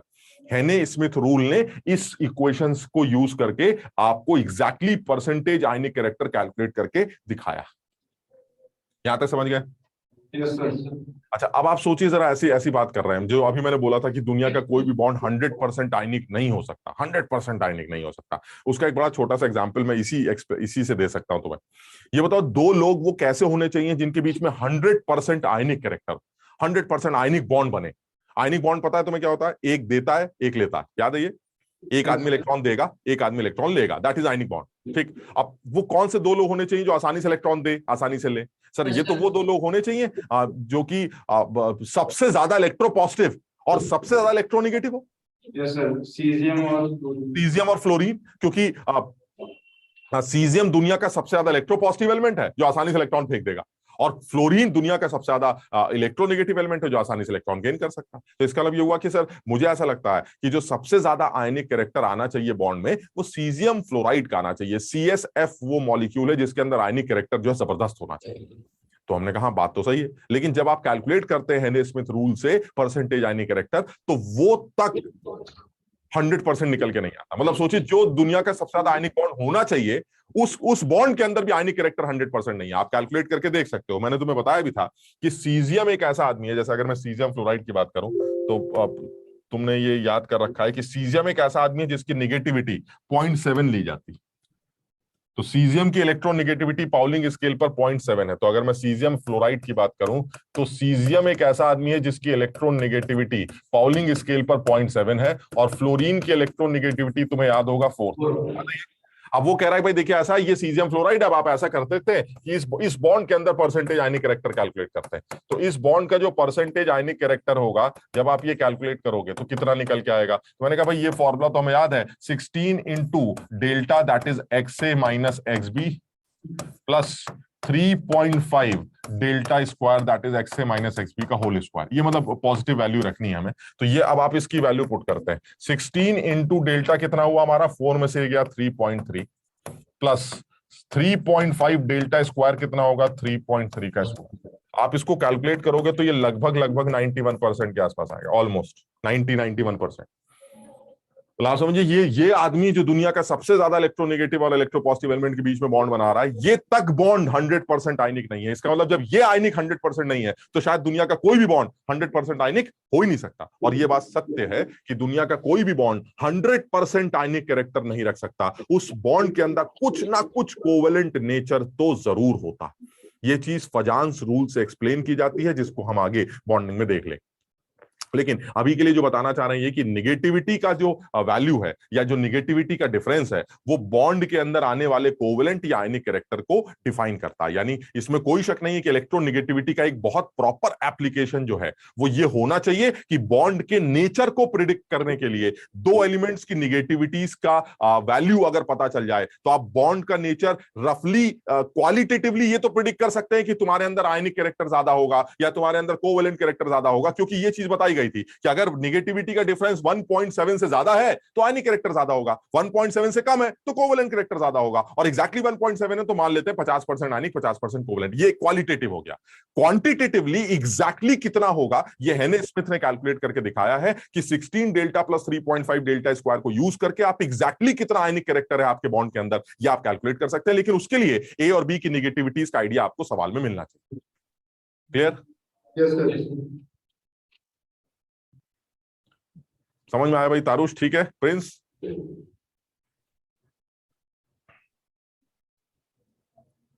यस सर, है? आ गया सर। हाँ, शाबाश। और इधर माही? तो इसी तरह से जैसे कोई और न्यूमेरिकल भी बनाया जा सकता है, मतलब मान लो मैं ए और बी की नेगेटिविटी दे दूं और तुमसे पूछूं कि आयनिक कैरेक्टर कितना है, तो मेरा सजेशन ये है कि तुम ये जो हेने स्मिथ रूल है या हेने स्मिथ जो फॉर्मूला है परसेंटेज आयनिक कैरेक्टर का, तुम इसको जरूर याद कर लो। मतलब छोटा छोटा करके याद कर लेते हैं कि percentage ionic character is equal to 16 delta plus 3.5 delta square. ये एक छोटा सा फॉर्मूला है जिसको हमें याद कर लेना चाहिए, वेयर डेल्टा जो होगा it is the difference in A and B की इलेक्ट्रॉन नेगेटिविटी। ए और बी की नेगेटिविटी में जो अंतर है वो ये।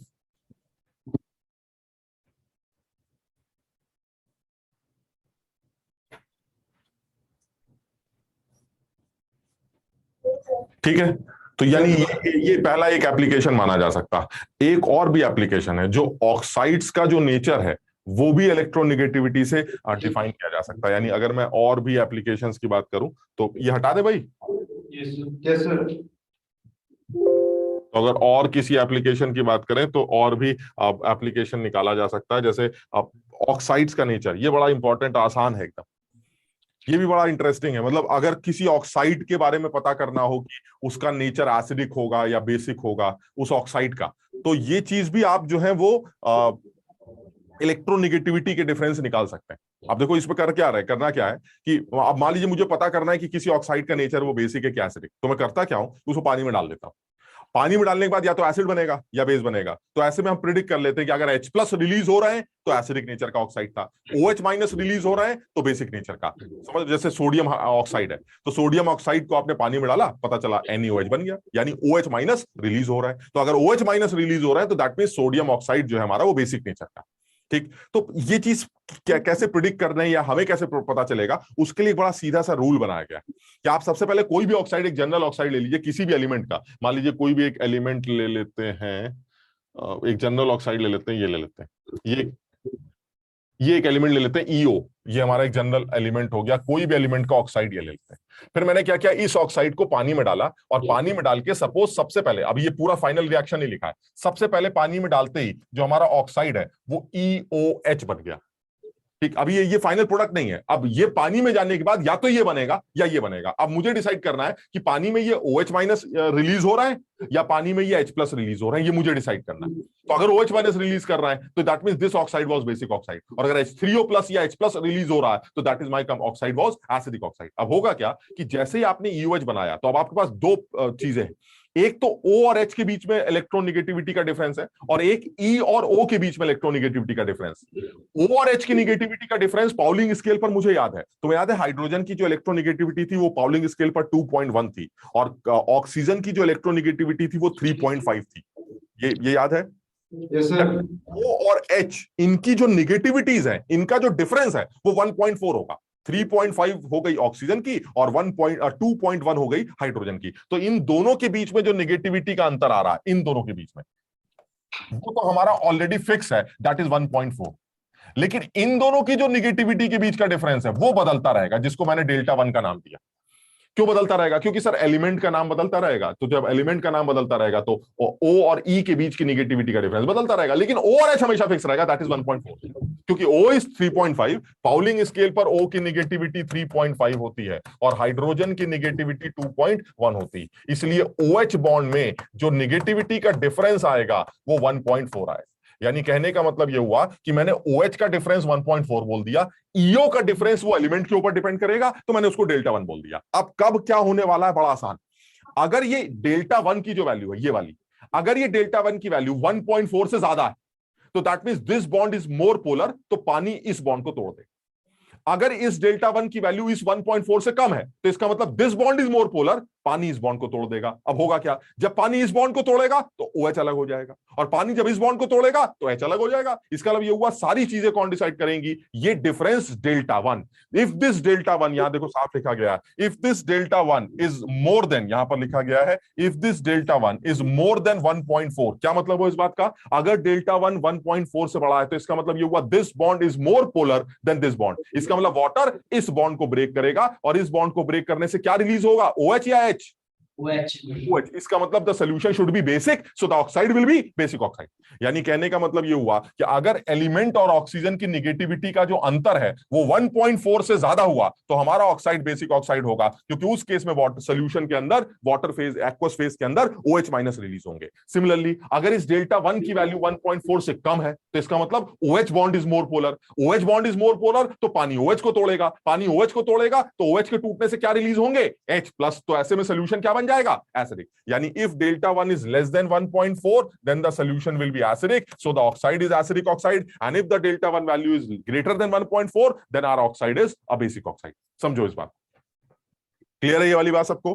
Yes, sir. यानी O और H का जो डिफरेंस है वो तो फिक्स रहेगा, जो भी अंतर आएगा वो एलिमेंट और ऑक्सीजन के बीच में आएगा। तो एलिमेंट और ऑक्सीजन के बीच का जो अंतर है वो अगर बढ़ रहा है, मतलब कहने का मतलब वो 1.4 से ज्यादा है, तो इसका मतलब सर O और E का बॉन्ड पोलर है, पानी उसको तोड़ेगा, OH को अलग कर देगा, OH को अलग करने से बेसिक नेचर का ऑक्साइड बन जाएगा। अगर आपका EO बॉन्ड का जो डिफरेंस इलेक्ट्रोनेगेटिविटी का वो 1.4 से कम है तो इसका मतलब OH बॉन्ड ज्यादा पोलर था, OH बॉन्ड ज्यादा पोलर था तो OH बॉन्ड ब्रेक करेगा, OH बॉन्ड ब्रेक करेगा तो H प्लस रिलीज होंगे, और अगर H प्लस रिलीज होंगे तो कंपाउंड हमारा, ऑक्साइड हमारा वो एसिडिक नेचर का। इसको सब लोग नोट कर लो भाई, ये इंपॉर्टेंट। इससे ना तुम कई चीजें सोच सकते हो, जैसे अगर तुमने किसी ने पढ़ा हो कि ग्रुप में ऊपर से नीचे गिरने पर बेसिक ऑक्साइड्स का नेचर बढ़ता है, बेसिक नेचर बढ़ता है, और पीरियोडिक टेबल में आगे बढ़ने पर लेफ्ट से राइट एसिडिक नेचर ऑक्साइड्स का बढ़ता है। इस चीज को आप इस चीज से एक्सप्लेन कर सकते हैं, अभी मैं करके दिखाता हूं तुम्हें समझ में आ जाएगी बात। ये सब लोगों ने सुना है, कभी कभी याद आ रहा है किसी को कि अगर पीरियोडिक टेबल में ऊपर से नीचे गिरते हैं तो ऑक्साइड्स का बेसिक नेचर बढ़ने लगता है, और पीरियोडिक टेबल में अगर आप लेफ्ट से राइट मूव करते हैं तो ऑक्साइड्स का एसिडिक नेचर बढ़ता है। तुम्हें पता है ना, शुरू वाला जो ऑक्साइड होता है वो कौन सा कंपाउंड होते हैं, वो कौन से होते हैं, वो फर्स्ट ग्रुप वाले एल्कली मेटल्स के जो ऑक्साइड्स होते हैं वो बेसिक नेचर के होते हैं, और आगे गए बेसिक नेचर, ऐसे आगे गए तो बेसिक नेचर जो है वो कम होता जाएगा और एसिडिक नेचर बढ़ता चला जाएगा। उसका क्या रीजन है वो तुम्हें दिखाई देगा। अभी देखो, ये तो तुम मानते हो कि अगर बेसिक नेचर की बात कर रहे हैं तो this bond will be more polar, मानते हो? अगर आप बेसिक ऑक्साइड की बात कर रहे हैं तो ईओ का जो इलेक्ट्रोनेगेटिविटी डिफरेंस है वो OH के नेगेटिविटी डिफरेंस से बड़ा होना चाहिए ना।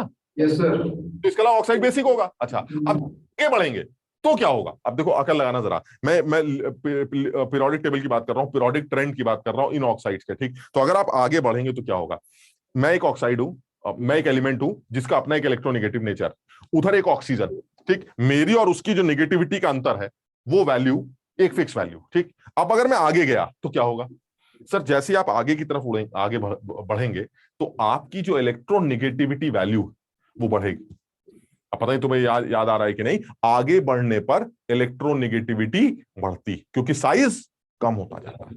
यानी मैं एक ऐसा एलिमेंट हूं जो ऑक्सीजन के साथ मेरा बॉन्ड बना हुआ है, मेरी इलेक्ट्रोनेगेटिविटी कुछ है और आपकी इलेक्ट्रोनेगेटिविटी कुछ और।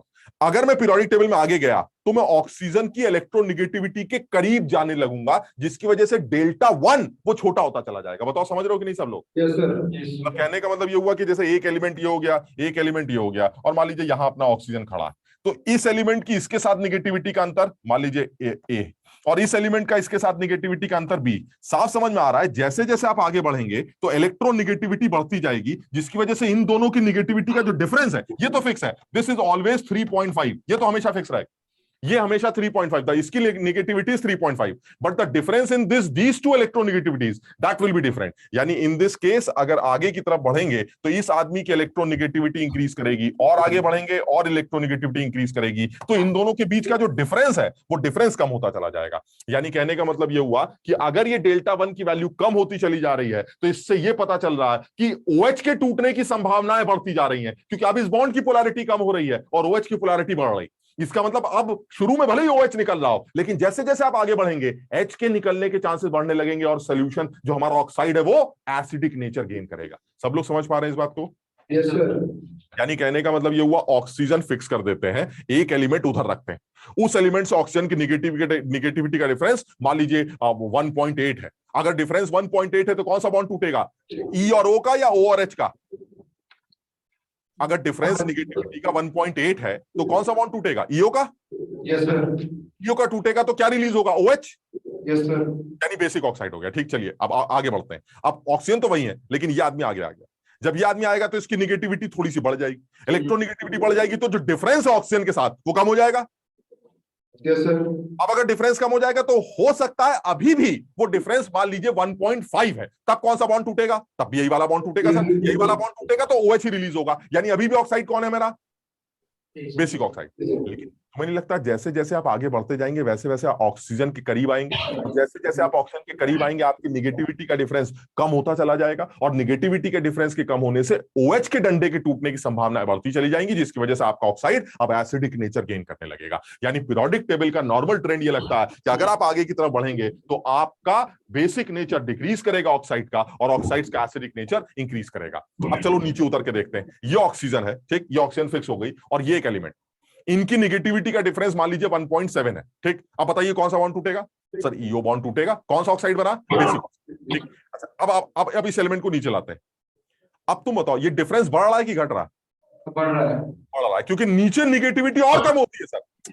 समझ लो, पीरियड में आगे जाने पर निगेटिविटी बढ़ती है तो तुम ऑक्सीजन के करीब आने लगते हो, नीचे आने पर निगेटिविटी और कम होती है तो ऑक्सीजन के साथ उसका डिफरेंस और बढ़ने लगता है। यानी अगर ये 1.6 है तो ये 1.7 हो गया, ये 1.8 हो गया, ये 1.9 हो गया। जितना ज्यादा ये डिफरेंस बढ़ता जाएगा, इस बॉन्ड के टूटने के चांसेस बढ़ते जाएंगे, ऑक्साइड्स के बेसिक नेचर के होने की संभावनाएं और बढ़ती चली जाएंगी। यानी ग्रुप में ऊपर से नीचे उतरोगे तो आपके ऑक्साइड्स का बेसिक नेचर इंक्रीज करेगा। द रीजन इज ई और ओ की निगेटिविटी का डिफरेंस वो इंक्रीज करता चला जाएगा। और पीरियोडिक टेबल में अगर आप लेफ्ट से राइट मूव करेंगे तो ऑक्साइड्स का एसिडिक नेचर बढ़ता जाएगा, बेसिक नेचर कम होता जाएगा। क्यों? क्योंकि एलिमेंट और ऑक्सीजन की इलेक्ट्रोनिगेटिविटी का डिफरेंस वो कम होता चला जाएगा। थोड़ा सा अपने आप समझ के देखोगे तो चीज ज्यादा समझ में आएगी, लेकिन है तो ये थोड़ा सा टेक्निकली, मतलब जनरली बच्चों को सिर्फ ये बात याद ही करने के लिए बोली जाती है कि ऑक्साइड्स का बेसिक नेचर नीचे उतरने पे बढ़ता क्यों है और आगे जाने पर बेसिक नेचर घटता क्यों है और एसिडिक नेचर क्यों बढ़ता। तो इस बात को थोड़ा सा टेक्निकली समझने की कोशिश कर रहे थे कि EOH पानी के अंदर, अब इसके बाद दो ऑप्शन है, या तो EO बॉन्ड टूटेगा या OH बॉन्ड टूटेगा। कौन सा बॉन्ड टूटेगा ये इलेक्ट्रोनिगेटिविटी का डिफरेंस डिसाइड करेगा बिटवीन E एंड O, क्योंकि OH का तो फिक्स हो गया 1.4। तो अगर EO का डिफरेंस 1.4 से ज्यादा है तो EO टूट जाएगा, और EO का डिफरेंस 1.4 से कम है तो OH टूट जाएगा। तो अब वो डिफरेंस हमने समझ लिया कि सर ये तो डिसाइडिंग फैक्टर है। अब वो डिफरेंस जो है EO का 1.4 से ज्यादा है या कम है, ये आगे आने पर बढ़ता है या घटता है। तो ये डिसाइड हुआ है कि पीरियोडिक टेबल में लेफ्ट से राइट मूव करने पर EO की जो नेगेटिविटी का डिफरेंस है वो 1.4 के करीब आने लगता है, वो घटने लगता है, जिसकी वजह से OH के टूटने के चांसेस बढ़ जाते हैं। और जब आप ग्रुप में नीचे उतरते हैं तो EO का नेगेटिविटी डिफरेंस वो 1.4 से लगातार दूर होता चला जाता है, जिसकी वजह से EO के टूटने के चांसेस बढ़ते जाते हैं और बेसिक ऑक्साइड का नेचर इंक्रीज करता जाता है। कुछ समझ पा रहे हो यार? Yes sir, yes sir. Deepanshu कुछ समझ में आया बेटा? जी सर। माही उठो बेटा, Yes, sir. आ रहा है समझ में? Yes, sir. पलाश,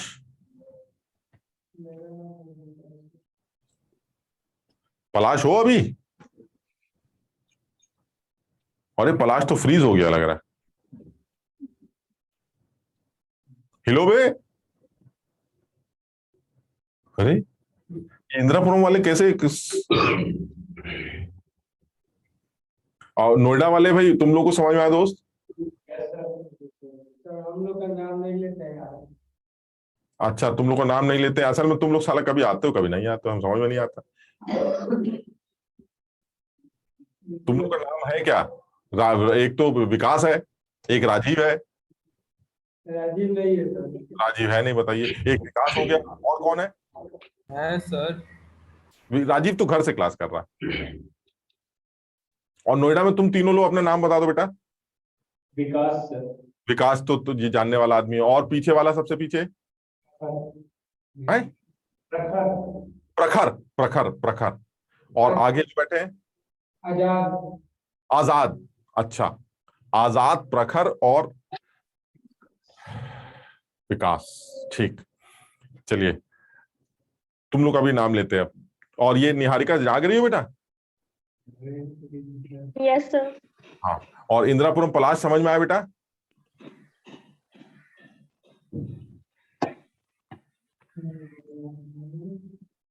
है पलाश आया समझ में? तुम लोग अभी फ्रीज हो गए थे यार इंदिरापुरम वाले एकदम। यस सर, अभी लाइट चली गई थी यहाँ पे, मतलब डिस्कनेक्ट हो गया था। अच्छा तो हाँ। तुम्हें कहां पर डिस्कनेक्ट हुआ था? ये समझ में आ गई बात? हाँ मतलब हम लोग ये डिस्कस कर रहे हैं कि पीरियोडिक टेबल में लेफ्ट से राइट मूव करने पर ऑक्साइड्स का एसिडिक नेचर बढ़ता है और बेसिक नेचर घटता है, और ऊपर से नीचे आने पर एसिडिक नेचर घटता है, बेसिक नेचर बढ़ता है। हम लोग ये थोड़ा सा डिस्कस कर रहे थे। जैसे मैं एक बार फिर से बोल देता हूं, हालांकि ये याद ही रखना है, बट हम थोड़ा सा सोच रहे थे कि अगर समझ सको तो इसको समझा जा सकता है, ये मुश्किल नहीं।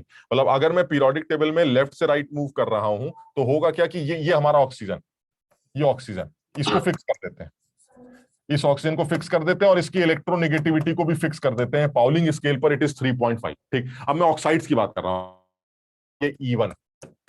अब मैं E1 से E2 पे आऊंगा, E2 से E3 पर आऊंगा, यानी मैं पीरियोडिक टेबल में लेफ्ट से राइट मूव कर रहा हूं। तो अगर मैं पीरियोडिक टेबल में लेफ्ट से राइट मूव करूंगा तो E1 से 3.5 का एक डिफरेंस होगा निगेटिविटी का, मान लीजिए ये डेल्टा 1।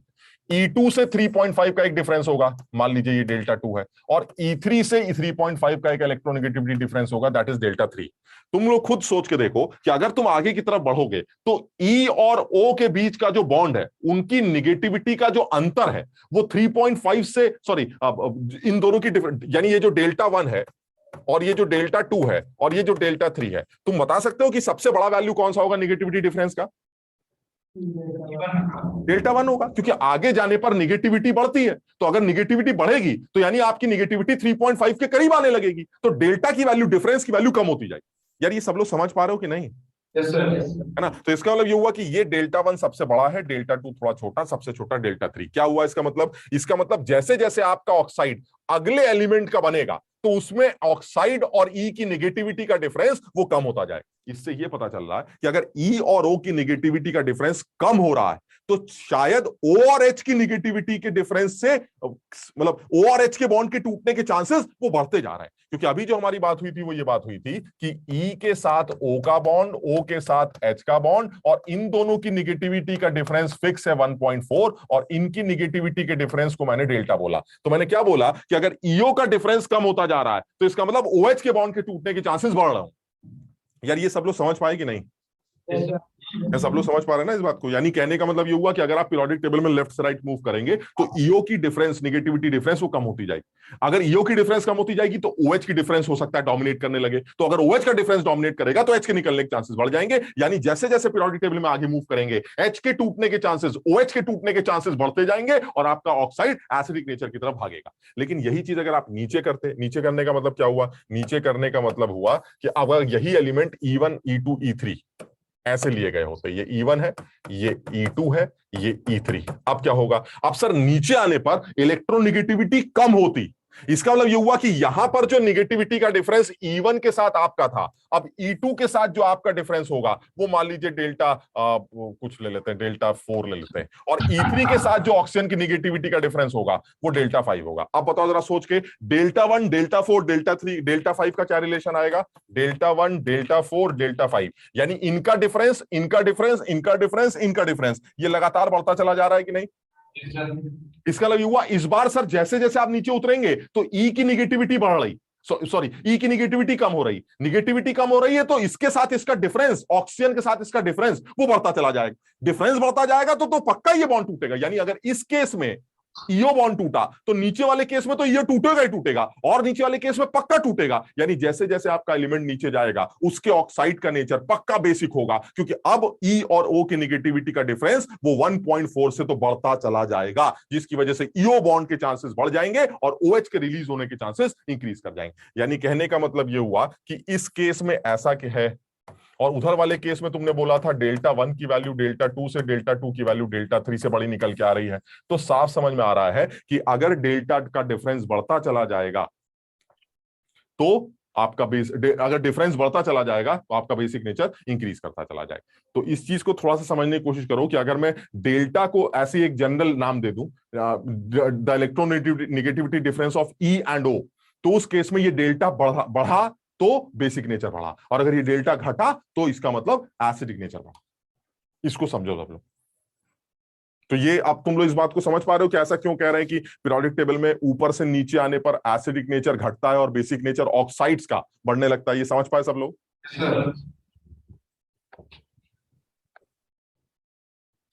ये वाली बात समझ में आई ना? ये थोड़ा सा अजीब सा करके लिखा है, लेकिन ये तुम तो समझना इस बात को। एक बार एलिमेंट E1 E2 E3 आगे बढ़ा लिए और एक बार एलिमेंट E1 E2 E3 नीचे निकाल लिए। आगे बढ़ेंगे डिफरेंस कम होगा, डिफरेंस कम होगा तो OH का बॉन्ड टूटेगा, और नीचे उतरेंगे तो डिफरेंस बढ़ेगा, इन दोनों को ऑक्सीजन के साथ इसका डिफरेंस बढ़ेगा, जिसकी वजह से अब EO बॉन्ड के टूटने के चांसेस बढ़ते जाएंगे, OH के रिलीज होने के चांसेस बढ़ते जाएंगे और बेसिक नेचर इंक्रीज करता जाएगा। यानी due to this basic nature increases,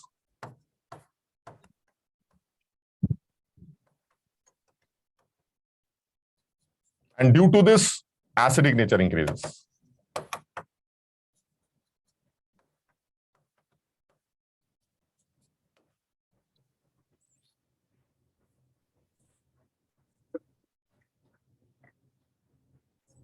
तो ये भी एक इंपॉर्टेंट पॉइंट लगता है कि भाई पीरियोडिक टेबल में अगर आप लेफ्ट से राइट मूव कर रहे हैं तो लेफ्ट से राइट मूव करने पर आपका निगेटिविटी का जो ये फैक्टर है, इलेक्ट्रोनिगेटिविटी का जो वैल्यू है, ये एक्चुअली ऑक्साइड्स के बेसिक एसिडिक नेचर को भी गवर्न तो करता है, इसमें कोई शक नहीं। जिस तरह से ये बॉन्ड्स की पोलैरिटी को डिफाइन करता है, उसी तरह से इलेक्ट्रॉन नेगेटिविटी का एक और एप्लीकेशन है ऑक्साइड्स के एसिडिक या बेसिक नेचर को कैसे प्रिडिक्ट किया जाता है, ये भी इलेक्ट्रॉन नेगेटिविटी का डिफरेंस दिखाता है। ठीक है ना? तो कोई पूछे कि क्या इलेक्ट्रॉन नेगेटिविटी का एक एप्लीकेशन ऑक्साइड्स के बेसिक एसिडिक नेचर को गवर्न करना होता है, तो आप बताएंगे बिल्कुल, ऑक्साइड्स के बेसिक एसिडिक नेचर जो है वो इलेक्ट्रॉन नेगेटिविटी की वजह से ही डिसाइड किए जाते हैं। आगे बढ़े, समझ में आ गया? Yes sir. चलिए ठीक है, थोड़ा सा और आगे बढ़ते हैं। अच्छा, अब इसी में ठीक है कि ऑक्साइड्स का एसिडिक नेचर बेसिक नेचर तो समझ में आ गया, तो अब इसके बारे में फटाफट एक दो बातें और कर लेते हैं कि ऑक्साइड्स कितने तरीके के होते हैं। तो इसमें कुछ ज्यादा डिस्कशन नहीं है, हमें समझ में आता है कि ऑक्साइड्स जो जनरली है वो 3 तरह के बोले गए हैं। वैसे तो चौथा भी एक तरह का ऑक्साइड है, लेकिन मेनली 3 तरह के ऑक्साइड्स हैं, जिसमें एक एसिडिक ऑक्साइड होगा, एक बेसिक ऑक्साइड होगा, एक न्यूट्रल ऑक्साइड होगा, एक एम्फीप्रोटिक ऑक्साइड होगा। तो यानी जो एसिडिक ऑक्साइड होगा वो कौन सा ऑक्साइड्स होंगे? जो वाटर के अंदर एसिड फॉर्म करते होंगे, ये समझ लो।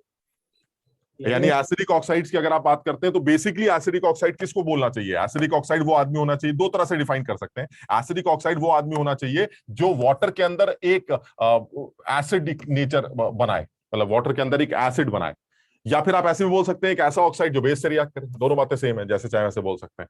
अब यानी एक ऐसा ऑक्साइड जो बेस से तो रिएक्ट करे, एसिड से रिएक्ट ना करे, वो हमारा एसिडिक ऑक्साइड। या फिर ये भी बोल सकते हैं वो आदमी जो वाटर के अंदर H+ रिलीज कर रहा है या वाटर के अंदर एसिडिक सोल्यूशन बना रहा है, तो वो मेरा एसिडिक ऑक्साइड होगा। जो बड़े कॉमन से एग्जांपल हैं SO2, SO3, CO2, ये सारे हमारे एसिडिक ऑक्साइड्स हैं, क्योंकि ये सब वाटर के अंदर एसिड्स ही फॉर्म कर रहे हैं। H2SO3, H2SO4, H2CO3, ये सब वो लोग हैं जो ये नेचर शो करते हैं। यानी कहने का मतलब ये हुआ कि जो जनरली नॉन मेटालिक ऑक्साइड्स हैं, कोई सोच के जवाब देना, देखते हैं कौन बताएगा। इस स्टेटमेंट को कितने लोग एक्सप्लेन कर सकते हैं? Generally non metallic oxides acidic oxides होते हैं जनरली। इसको तुम टेक्निकली कैसे एक्सप्लेन करो?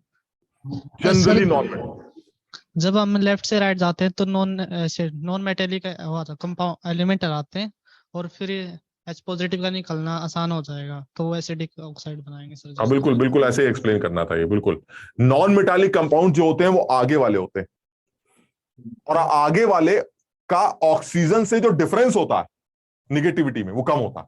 अभी बात हुई थी ना, आगे जाने पर ऑक्सीजन के साथ निगेटिविटी डिफरेंस कम होता जाता है। यानी जो नॉन मेटालिक ऑक्साइड्स हैं वो जनरली वो ऑक्साइड्स हैं जो आगे वाले होते हैं, और आगे वालों में ऑक्सीजन के साथ उनकी निगेटिविटी का डिफरेंस वैसे ही बहुत कम होता है। तो इसका मतलब बॉन्ड कौन सा टूटेगा फिर? OH वाला, और OH के टूटने से क्या निकलेगा? H+। तो ऑक्साइड क्या माना जाएगा? एसिडिक। बताओ, समझ पाए मेरी बात को? यानी वो यही समझाना चाह रहे हैं कि generally non metallic oxides acidic है। Why? Because non metallic elements are आगे वाले, और आगे वालों का ऑक्सीजन के साथ डिफरेंस वो कम होता जाता है, जिसकी वजह से एसिडिक नेचर ऑक्साइड्स का इंक्रीज करता जाता है। और इसी में अगर मैं बेसिक ऑक्साइड्स की बात करता तो तुम समझ जाते पीरियोडिक टेबल में जो नीचे वाले लोग हैं वो जनरली बेसिक ऑक्साइड शो करते हैं। यानी जो इलेक्ट्रोपॉजिटिव एलिमेंट्स हैं, ऐसे लोग जिनकी निगेटिविटी बहुत कम है, वो ऑक्सीजन के साथ बड़ा सा डिफरेंस क्रिएट करते हैं, और निगेटिविटी का डिफरेंस बढ़ने से बॉन्ड टूटता है और OH रिलीज होता है, जिसकी वजह से बेसिक नेचर इंक्रीज कर जाता है। यानी अगर आप एसिडिक नेचर की बात करते हैं तो एसिडिक नेचर में जनरली नॉन मेटालिक ऑक्साइड्स जो है वो एसिडिक नेचर के माने जाएंगे, और इसका भी आप लॉजिकली इनको एक्सप्लेन कर सकते हैं। और अगर आप बेसिक ऑक्साइड्स की बात करते हैं तो बेसिक ऑक्साइड्स वो लोग होंगे जिनमें आप पानी में डालें तो बेस बनेगा, या फिर वो एसिड से रिएक्ट करेंगे, बेस से रिएक्ट नहीं। जैसे तुम बोल रहे थे, solutions in water will be basic in nature और they will react with an acid but not with a base. और जनरली इसके लिए भी जो मैंने स्टेटमेंट लिखी है वो तुम देख सकते हो, generally metallic oxides are basic. क्यों कह रहे हैं? क्योंकि मेटालिक ऑक्साइड्स में मेटल और ऑक्सीजन की निगेटिविटी का डिफरेंस बहुत ज्यादा होता है, जिसकी वजह से मेटल और ऑक्सीजन का बॉन्ड टूटता है और OH रिलीज होते हैं, जिसकी वजह से ऑक्साइड्स बेसिक हो।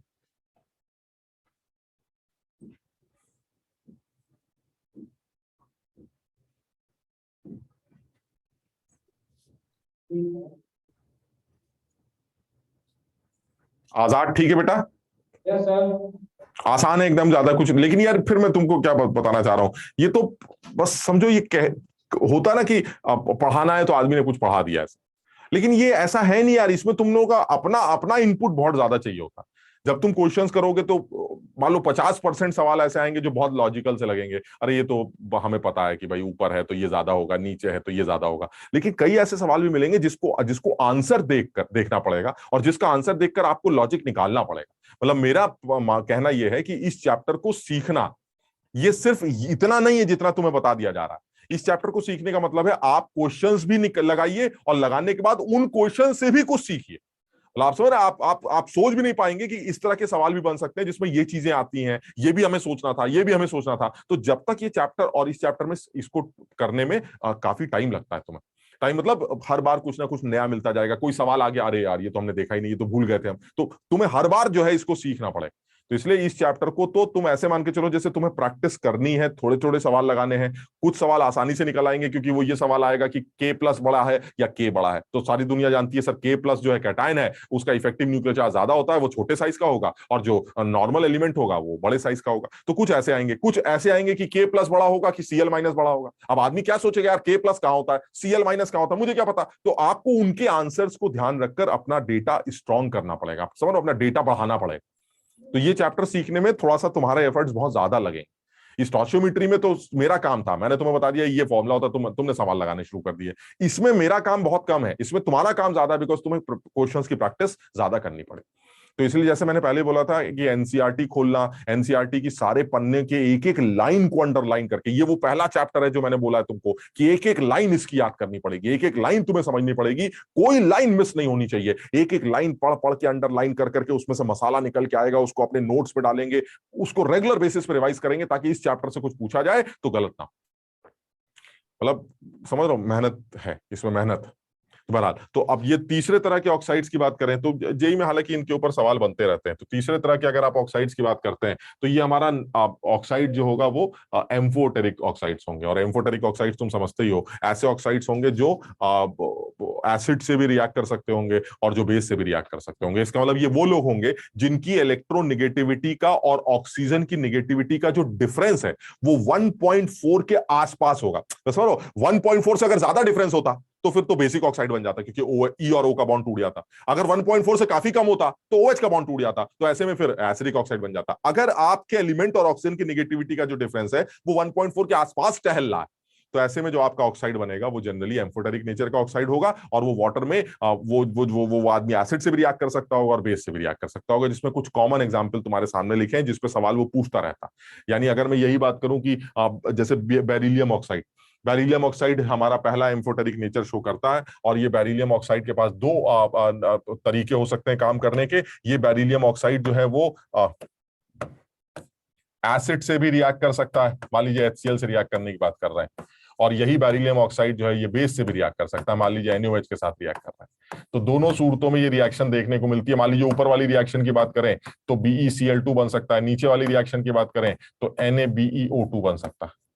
यानी कहने का मतलब ये हुआ कि अब NaBeO2 Na2 होना चाहिए ना, हाँ Na2BO2। यानी कहने का मतलब ये हुआ कि ये आदमी एसिड से भी रिएक्ट कर रहा है, तो इसका मतलब इसका नेचर बेसिक हो गया, ये बेसिक ऑक्साइड बन गया।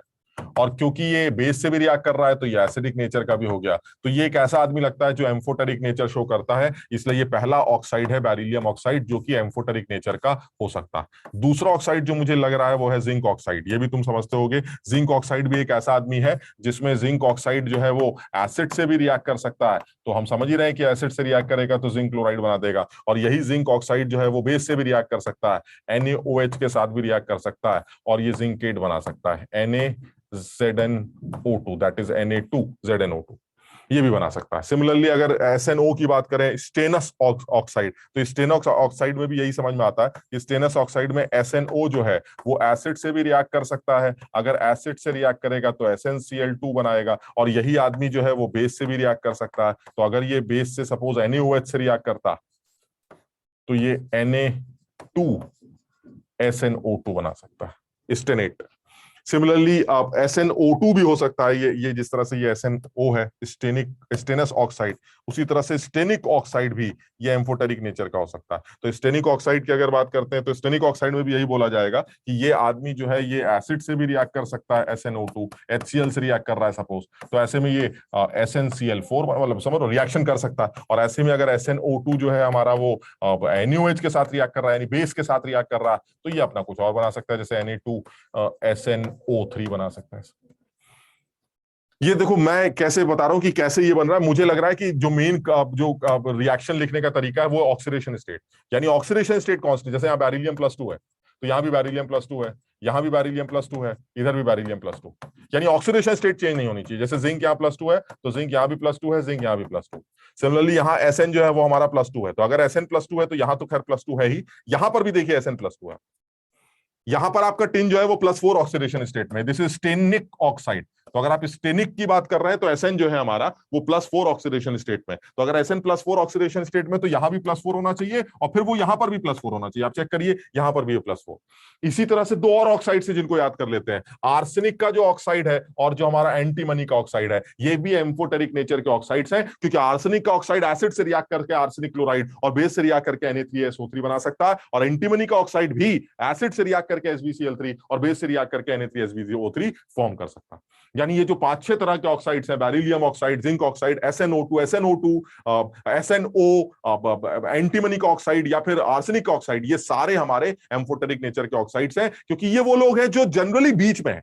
समझो बात को, मेटलोइड्स टाइप के, समझ लो शुरू से चलना शुरू किए तो डिफरेंस जो है वो कम होता जा रहा है, एसिडिक नेचर बढ़ने की तरफ है, लेकिन अभी जो जहां पहुंचे हैं वहां पर ऑक्सीजन के साथ इसका जो डिफरेंस है वो लगभग 1.4 के आसपास चल रहा है। तो यानी जहां पर भी डिफरेंस 1.4 के आसपास आएगा, उधर से चलते गए बीच में जो आदमी आए वो 1.4 के डिफरेंस वाले आदमी निकल के आए, जिसकी वजह से उनका उन ऑक्साइड्स का नेचर ना एसिडिक रहा ना बेसिक रहा, वो एसिडिक भी रहा और बेसिक भी रहा। दैट मींस उनका नेचर एम्फोटेरिक। कुछ समझ पाए बात? Yes sir. तो ये थोड़े से एग्जांपल्स भी होंगे, ये हमें ध्यान रखने पड़ेंगे। तो और कोई पूछे भाई किस तरह का आदमी जो है वो एम्फोटेरिक नेचर के ऑक्साइड्स बनाते होंगे, तो मेटल्स जो होंगे वो बेसिक ऑक्साइड्स बनाते होंगे, क्योंकि मेटल शुरू में होते हैं और डिफरेंस बड़ा तगड़ा होता है ऑक्सीजन के साथ, तो वो बेसिक ऑक्साइड्स बनाते होंगे। जो नॉन मेटल्स होते होंगे, जो ऑक्सीजन के पास वाले लोग हैं, वो एसिडिक ऑक्साइड बनाते होंगे क्योंकि डिफरेंस कम हो गया। तो जो बीच वाले लोग हैं, समझ लो, ना बहुत करीब ना ऑक्सीजन से बहुत दूर, ऐसे वाले लोग जो हैं वो हमारे मेटलॉइड्स होंगे, जो कि एम्फोटेरिक ऑक्साइड्स फॉर्म करते हैं। कुछ समझ पाए बात? Yes sir. ठीक। अब इसी में जैसे और भी कर सकते हैं कि अब जैसे मान लीजिए इस वाले ऑक्साइड की बात करते हैं, जो न्यूट्रल ऑक्साइड्स हैं हमारे, ये हमने देखा इस बार के मेंस के पेपर में भी इसके ऊपर 2-3 बार सवाल पूछा गया था।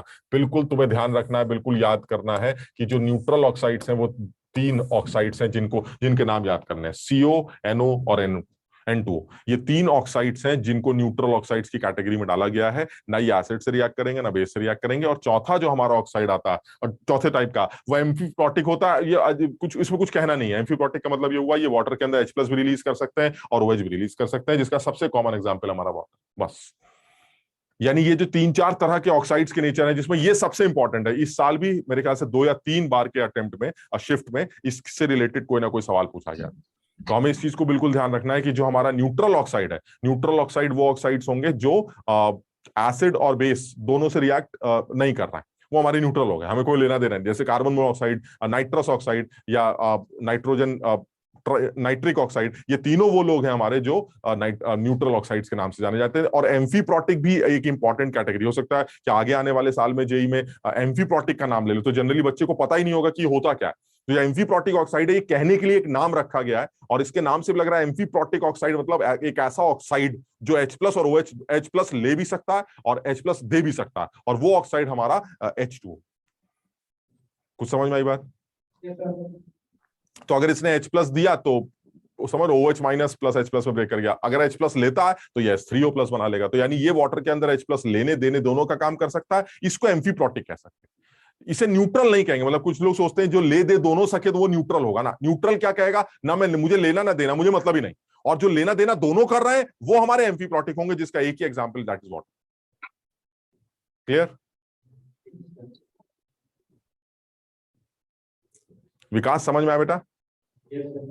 तो ये थोड़ा सा याद करने वाली चीजें हैं। अब तो तुम्हें पता है ये इनऑर्गेनिक का पोर्शंस जो होते हैं वो इस तरह के ही होते हैं, ये थोड़ा सा चीजें ध्यान रखनी पड़ती हैं। लेकिन अजीब बात क्या है कि सर इतने से काम नहीं चलता, इसके साथ जब तक 50 सवाल नहीं करते तब तक हमें 25 नई बातों का पता नहीं चलता। तो इसलिए क्वेश्चंस की प्रैक्टिस करनी पड़ेगी, आपको 25 नई और बातें पता चलेंगी कि यार ये इन दोनों में ये लफड़ा आ सकता है, ये पहले आ गया, ये बाद में समझ रहे हो। तो जब तक वो एग्जाम्पल सामने नहीं आएंगे तब तक मजा नहीं आएगा। तो ये सिर्फ एक तरीका है जो बताया जा रहा है कि भाई ये चीजें हैं जो हमें पता होनी चाहिए, अब तुम क्वेश्चंस की प्रैक्टिस करो। अब इसी में थोड़ी सी बात और कर लेते हैं, जैसे ये जिस तरह से ऑक्साइड्स के नेचर के बारे में बात कर रहे हैं उसी तरह से ना इनके ऑक्साइड्स की पीरियोडिसिटी के बारे में बात करते हैं जो अभी हमने की भी थी। तो अगर आप पीरियोडिसिटी की बात करते हैं तो क्या जवाब देना है? तो अब कहने के लिए तो इन्होंने बड़ा टेक्निकली कुछ लिख रखा है, लेकिन हमें जो बात समझ में आती है वो आती है कि ऑक्साइड्स की पीरियोडिसिटी ये कहती है, जैसे अभी हम बात कर रहे थे कि अगर आप लेफ्ट से राइट मूव करेंगे तो आपके एलिमेंट और ऑक्सीजन की नेगेटिविटी का डिफरेंस कम हो जाएगा, जिसकी वजह से OH बॉन्ड के टूटने के चांसेस बढ़ जाएंगे और कंपाउंड का ऑक्साइड जो आपका जो कंपाउंड है वो एसिडिक नेचर का होगा। वही चीज यहां पर वो बोलना चाहते हैं कि अगर आप पीरियोडिक टेबल में लेफ्ट से राइट मूव करेंगे तो लेफ्ट से राइट मूव करने पर आप ऑक्सीजन के करीब आते जाएंगे, जिसकी वजह से एसिडिक नेचर आपका बढ़ता जाएगा, क्योंकि OH के बॉन्ड के टूटने के चांसेस इंक्रीज करेंगे। तो हमें ये चीज पहले से पता थी, हम इसको टिक कर देते हैं। ये बात हमें पता है कि लेफ्ट से राइट मूव करने पर मेटालिक कैरेक्टर डिक्रीज करेगा, मेटालिक कैरेक्टर डिक्रीज करेगा, नॉन मेटालिक कैरेक्टर इंक्रीज करेगा। नॉन मेटालिक कैरेक्टर इंक्रीज करेगा तो ऑक्सीजन और उस नॉन मेटल की नेगेटिविटी का डिफरेंस वो कम होगा, जिसकी वजह से एसिडिक ऑक्साइड बनेंगे। बताओ समझ रहे हो कि नहीं? मतलब आप चाहें तो इस बात को याद कर लीजिए, और नहीं तो आप थोड़ा सा अपना लॉजिक लगाइए। कोई आपसे रीजन के तौर पे बात करता है तो आप बता दीजिएगा कि सारा खेल एलिमेंट और ऑक्सीजन की नेगेटिविटी का डिफरेंस खेलता है। If this difference is more than 1.4 the oxide will be basic, and if the difference is less than 1.4 the oxide will be acidic। बात खत्म। तो अब आप थ्योरेटिकली भी एक्सप्लेन कर सकते हैं और लॉजिकली भी एक्सप्लेन कर सकते हैं। तो यहां पर इन्होंने जिस तरह से बोला है हम इस चीज को बाकायदा एक्सप्लेन कर सकते हैं। तो हमें जो समझ में आ रहा है वो यही कि मेटालिक कैरेक्टर के कम होने से नॉन मेटालिक कैरेक्टर बढ़ेगा, नॉन मेटालिक कैरेक्टर बढ़ेगा तो ऑक्साइड्स का बेसिक नेचर इंक्रीज करेगा, क्योंकि नॉन बेसिक कैरेक्टर डिक्रीज करेगा, क्योंकि नॉन मेटालिक कैरेक्टर इंक्रीज करने से E और O की नेगेटिविटी का डिफरेंस कम हो जाए, इसलिए OH के बॉन्ड टूटने के चांसेस बढ़ जाएंगे और हमारा ऑक्साइड वो एसिडिक नेचर शो करे। और इसका एक बड़ा कॉमन सा एग्जांपल देखो लिखा है, मैं आगे की तरफ जा रहा हूं, Na2O के बाद आगे गए तो सोडियम के बाद मैग्नीशियम आया, मैग्नीशियम के बाद एल्युमिनियम आया। तो इस तरह करके आप आगे बढ़ रहे हैं, Na, Mg, Al, Si, PsCl, ये आगे एक ही पीरियड में आगे बढ़ रहे हैं। तो अगर आप एक ही पीरियड में आगे बढ़ते हैं तो साफ समझ में आता है Na2O स्ट्रांगली बेसिक होगा, फिर MgO बेसिक होगा, Al2O3 हमारा एम्फोटेरिक नेचर का होगा, क्योंकि ये बीच में आ गया, मतलब सुनो नेगेटिविटी के अंतर 1.4 के आसपास। तो Al2O3 हमारा वो एम्फोटेरिक नेचर का होगा। SiO2 अब आप आगे की तरफ बढ़े तो आपका वीकली एसिडिक, और थोड़ा एसिडिक, और ज्यादा एसिडिक, और ज्यादा एसिडिक। यानी कहने का मतलब जैसे जैसे आप आगे बढ़ेंगे आपका एसिडिक नेचर इंक्रीज करेगा, बेसिक नेचर डिक्रीज करेगा ऑक्साइड्स का। और यही चीज ग्रुप के लिए कैसे डिफाइन करेंगे, ये देखिए ये भी वही है, अभी हमारी बात हुई थी। ग्रुप में नीचे उतरोगे तो एलिमेंट और ऑक्सीजन की नेगेटिविटी का डिफरेंस बढ़ेगा, बेसिक नेचर बढ़ेगा, एसिड नेचर घटेगा। वो तुम्हारे सामने है, बहुत आसान है। मेटालिक कैरेक्टर इंक्रीज करता जा रहा है, बेसिक कैरेक्टर ऑक्साइड्स का इंक्रीज करता जा रहा है। कुछ समझ में आया? Yes, sir. तो ये तो वही वाला पॉइंट है जो अभी हम कर चुके हैं। इसको भी तुम चाहो तो एग्जाम्पल के तौर पे एक बार नोट कर सकते हो, अगर नोट करना चाहते हो तो। तुम लोगों ने इस चैप्टर में कुछ नोट नहीं किया ना निहारिका? तुम तो कॉपी वॉपी नहीं लेते होगे ना? बैठ, कॉपी है? तो जितना पढ़ाया आपने उतना तो नोट कर रखा है मैंने। नहीं तो ये जो ये मैं ऐसे कर लिखता हूँ, ये भी नोट कर लेते हो तुम लोग? ये हाँ। अच्छा, तो मैं तो स्लाइड बड़ी जल्दी हटा देता हूँ, तो तुम इतनी जल्दी नोट कर लेते हो? नहीं, क्लास के बाद नोट्स बना रहे। अच्छा, क्लास के बाद नोट्स बना लेते हो, और वो नोट्स एनसीईआरटी के साथ बनने चाहिए। हाँ, एनसीईआरटी भी रीड करते हैं। हाँ, एनसीईआरटी में रीड किया, कुछ दो बातें नहीं मिली, वो अपने नोट्स में डाल दी। फिर अपने नोट्स में दो बातें नहीं हो गई, मतलब सब मिला जुला के अपने नोट्स ऐसे होने चाहिए जिसमें एनसीईआरटी सबसेट हो, हमारे नोट्स सबसेट नहीं हो, मतलब एनसीईआरटी सबसेट हो कि हमारे नोट्स के अंदर वो भी घुसी हुई है पूरी। हमारे नोट्स में दो एक बातें अलग आ गई, वो अलग बात है, बट एनसीईआरटी पूरी कहीं ना कहीं होनी चाहिए। तो जितने भी मेन मेन पॉइंट्स हैं, तो तुम देख ही रहे होगे, एनसीईआरटी पढ़ोगे तो डेफिनेशंस वगैरह तो पढ़ने की जरूरत है नहीं, अब वो डेफिनेशंस उसमें मेन मेन कुछ कुछ एग्जांपल्स आते हैं जो हमें कॉपी में लिखने चाहिए। तुम लोग भी इधर आगरा वाले भी नोट कर पाते हैं भाई? Yes sir, yes sir. भाई ये नोट अभी करती हो या घर में जाके नोट करते हो? सर अभी कर लिया। अभी पूरा कर लेते हो? कैसे कर लेते हो यार, हम तो स्लाइड हटा देते हैं फटाक से। सर वो कभी कभार कुछ कुछ नहीं हो पाता तो वो घर पे कर लेते। तो जो चीज मिस हो जाती है उसको घर में दोबारा देख के कर लेते हो ना। और ये पलाश, तुम लोग बेटा, तुम लोग नोट कर पा रहे हो? यस सर, कर लेता। बाकी मतलब बीच में जो छूट जाता है वो बाद में घर जाके नोट से।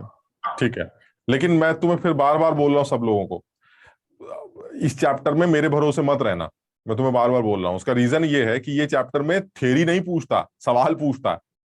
हमने तुम्हें क्या पढ़ाया? हमने ये पढ़ाया ना बेसिक नेचर किसे कहते हैं, एसिड नेचर। वो ये कहता है एसिड तैसे, हमें मतलब ही नहीं, हमें पता ये अच्छा बेसिक या वो अच्छा बेसिक। ये जब तक आप सवाल नहीं लगाएंगे तब तक नहीं हो। तो इसलिए एक तरीका चैप्टर को पढ़ने का यही है। दूसरा, अब तुम्हारी तरफ बात आ जाती है कि भाई हमें एक रफ आइडिया मिल गया कि ऑक्साइड्स का बेसिक नेचर मतलब क्या होता है, एसिड के। अब आपको क्वेश्चंस की कुछ कुछ प्रैक्टिस करनी है। तो जहां से भी आपको क्वेश्चंस मिले, जैसे एनसीईआरटी से शुरू कर दिए, आपके पास कोई पुरानी बुक पड़ी हो उसमें से कुछ लगा लिए, कुछ मॉड्यूल तुम्हें मिला होगा उसमें से कुछ सवाल लगा लिए। अब वो धीरे धीरे धीरे करके, ये एक दो दिन का खेल नहीं है, ये 5-6 महीने का खेल चलेगा, समझिए एग्जाम तक का खेल है कि आपको हर बार जो है कोई ना कोई दो सवाल नहीं मिल जाएंगे। आपको अपना डेटा उसी से इंक्रीज करना है और वो याद रखने हैं। और याद रखने का तरीका, जैसे ही कोई नया सवाल दिखे कि भाई ये सवाल भी पूछा जा सकता है या इन दोनों के बीच में भी रिलेशंस को प्रिडिक्ट करना पड़ सकता है, तो आप उस सवाल को अपनी कॉपी में कहीं ऐसी जगह नोट करें जिसको आप रेगुलर बेसिस पर रिवाइज भी कर सकें, वरना ये भूल जाएगा। बात समझ रहे हो ना? तो इनऑर्गेनिक की सबसे अच्छी खूबी ये है कि इसको रेगुलर बेसिस पर ऐसी जगह पर लिख के रखा जाए जिसको रेगुलर बेसिस पर रिवाइज भी किया जा सके। ये सिर्फ इस चक्कर में नहीं पढ़ा जाएगा कि हमने पढ़ लिया, चलिए हमें 2 दिन बाद भूल जाओगे। तो जैसे ही आपको कुछ नया मिला आपने नोट कर लिया, आप एक पतली कॉपी बना लीजिए जिसके अंदर इस तरह के सवाल जो जो आप कर रहे हैं, जो आपको नए लगते हैं, जिसके आंसर आपको खुद से नहीं समझ में आ रहे हैं, उन क्वेश्चंस के ट्रेंड्स या उनके आंसर्स को वहीं मेंशन किया जाए और रेगुलर बेसिस पर उसको रिवाइज भी किया। ठीक है ना? अच्छा चलिए, और ट्रेंड की बात कर लेते हैं, कुछ और बात कर लेते हैं। अब देखो यहाँ पर ना ये थोड़ा सा इंपॉर्टेंट है, इसको भी ध्यान रखते हैं। अब इसको आगे समझा भी जा सकता है, अभी के लिए सिर्फ इस बात को ध्यान रखना है कि भाई तुम तो ये कह रहे थे कि आगे बढ़ने पर जो है एसिडिक नेचर आपका बढ़ता जाएगा, नीचे उतरने पर ऑक्साइड्स का बेसिक नेचर वो बेसिक नेचर बढ़ता जाएगा, निगेटिविटी का अंतर वगैरह वगैरह वगैरह। अगर मान लीजिए कोई एक ही एलिमेंट हो जो ये कह रहा है भाई मेरा एक ऑक्साइड ये है, दूसरा ये, तीसरा ये, चौथा ये, पांचवा है, मतलब कोई एक एलिमेंट एक से ज्यादा ऑक्साइड्स बना सकता है क्योंकि उसकी एक से ज्यादा ऑक्सीडेशन स्टेट्स एग्जिस्ट करती हैं। जैसे मैग्नीज का एक एग्जांपल ले लेते हैं, मैग्नीज की 36 ऑक्सीडेशन स्टेट्स एग्जिस्ट करती हैं, तो एक ऑक्साइड MnO2 Mn2O फलाना डमाका दुनिया भर के ऑक्साइड्स बनाएगा। अब आप कैसे प्रिडिक्ट करेंगे? क्योंकि ये तो बड़ा गड़बड़ हो जाएगा, क्योंकि अभी जैसे हमारी बात हुई थी कि अगर आप एलिमेंट हैं और एलिमेंट बदल रहा है तो ऐसे में निगेटिविटी का डिफरेंस ऑक्सीजन के साथ या तो बढ़ेगा या घटेगा। तो अगर आप ऐसे चल रहे हैं तो डिफरेंस घटेगा, अगर आप ऐसे उतर रहे हैं तो डिफरेंस बढ़ेगा। तो ऐसे चलने पर एसिडिक नेचर बढ़ेगा और ऐसे चलने से बेसिक नेचर बढ़ेगा। लेकिन अगर एलिमेंट ही कॉमन हो गया मैग्नीज, अब तो सर डिफरेंस का कोई फर्क ही नहीं पड़ता। अब आप कैसे डिसाइड करते हैं? तो इसमें बस एक लाइन याद कर लेते हैं, जितना ज्यादा ऑक्सीडेशन स्टेट एलिमेंट का बढ़ेगा उसके ऑक्साइड्स का एसिडिक नेचर इंक्रीज करेगा। यानी अगर आप मैग्नीज की बात कर रहे हैं या किसी भी एलिमेंट की बात कर रहे हैं, तो मैग्नीज के अगर आप एसिडिक नेचर, इनके ऑक्साइड्स के एसिड या बेसिक नेचर की बात करते हैं, तो मैग्नीज के ऑक्सीडेशन स्टेट जहां सबसे ज्यादा होगी वहां पर उसके ऑक्साइड का एसिडिक नेचर सबसे ज्यादा, और जहां पर मैग्नीज की ऑक्सीडेशन स्टेट सबसे कम होगी वहां पर उसके ऑक्साइड का बेसिक नेचर सबसे ज्यादा होगा। यानी मैग्नीज के अगर इन ऑक्साइड्स की बात करें तो सबसे ज्यादा जो एसिडिक ऑक्साइड होगा वो वहां होगा जहां मैग्नीज की ऑक्सीडेशन स्टेट वो आपकी +7। यानी यहां पर मैग्नीज सबसे ज्यादा एसिडिक होगा और यहां मैग्नीज की ऑक्सीडेशन स्टेट +2 है, सबसे कम है, इसका एसिडिक नेचर सबसे कम माना जाए। यानी यहां पर भी एक जो समझ में आती बात यही आती है कि जितना ज्यादा मैग्नीज की ऑक्सीडेशन स्टेट होगी उसकी नेगेटिविटी भी, यानी उस एलिमेंट के ऊपर जितना ज्यादा प्लस की फीलिंग होगी वो उतना ज्यादा इलेक्ट्रोनेगेटिव नेचर का होगा, और जितना ज्यादा वो इलेक्ट्रोनेगेटिव नेचर का होगा वो ऑक्सीजन के उतना ही करीब होगा, जिसकी वजह से उसका एसिडिक कैरेक्टर, उसके ऑक्साइड्स का एसिडिक कैरेक्टर वो बढ़ेगा। यानी ऑक्सीडेशन स्टेट अगर आप इंक्रीज कर रहे हैं किसी भी एलिमेंट की तो उसका ऑक्सीडेशन स्टेट बढ़ता जाएगा और उसके ऑक्साइड्स का एसिडिक नेचर भी वो इंक्रीज करता है। क्लियर है? Yes sir. यानी इस बात को, ये वो केस बन गया जो ऊपर के दोनों केसेस से अलग था। बाकी के दोनों केसेस में एलिमेंट बदल रहे थे तो हम आंसर निकाल सकते थे, यहां एलिमेंट कॉमन हो गया। तो जब एलिमेंट कॉमन हो जाए तो ऑक्साइड्स का एसिडिक बेसिक नेचर उसकी ऑक्सीडेशन स्टेट डिसाइड करती है। More the oxidation state more will the acidic character of that oxide. बस ठीक। और एग्जांपल और एक बात कर लेते हैं। अब देखो यहाँ पर ना, ये थोड़ा सा ना मुझे इंपॉर्टेंट लगा है तो मैं इसलिए इसको मैंने नोट भी किया है, क्योंकि जनरली बच्चों को ये कंफ्यूजन रहती है और मुझे लगता है कि जेई के पेपर में एडवांस लेवल पर भी, इवन मेंस लेवल पर भी, इस पर एक सवाल बन सकता है कि आप मुझे बताइए कि एनहाइड्राइड इस एसिड का कौन है, या इस बेस का एनहाइड्राइड कौन सा। तो वो उसके बारे में एक छोटी सी एक इंफॉर्मेशन दी गई है कि ऑक्साइड्स किन्हें कहते हैं। एक तो सबसे पहले ये एक डेफिनेशन ले लेते हैं। देखो ऑक्साइड तो ऑक्साइड होता है ना, मेटल का या किसी भी एलिमेंट का ऑक्सीजन के साथ जो भी कंपाउंड बना है वो ऑक्साइड। लेकिन आप इसको टेक्निकली किसी और तरह से सोच सकते हैं, जरा समझना। ऑक्सी एसिड जो है हमारा, तुमको तो बताओ ऑक्साइड के पास क्या नेचर होता है। ऑक्साइड के पास सर नेचर होता है कि अगर वो एसिड पानी के अंदर रिएक्ट करता है तो या तो वो एसिड बनाएगा या बेस बनाएगा।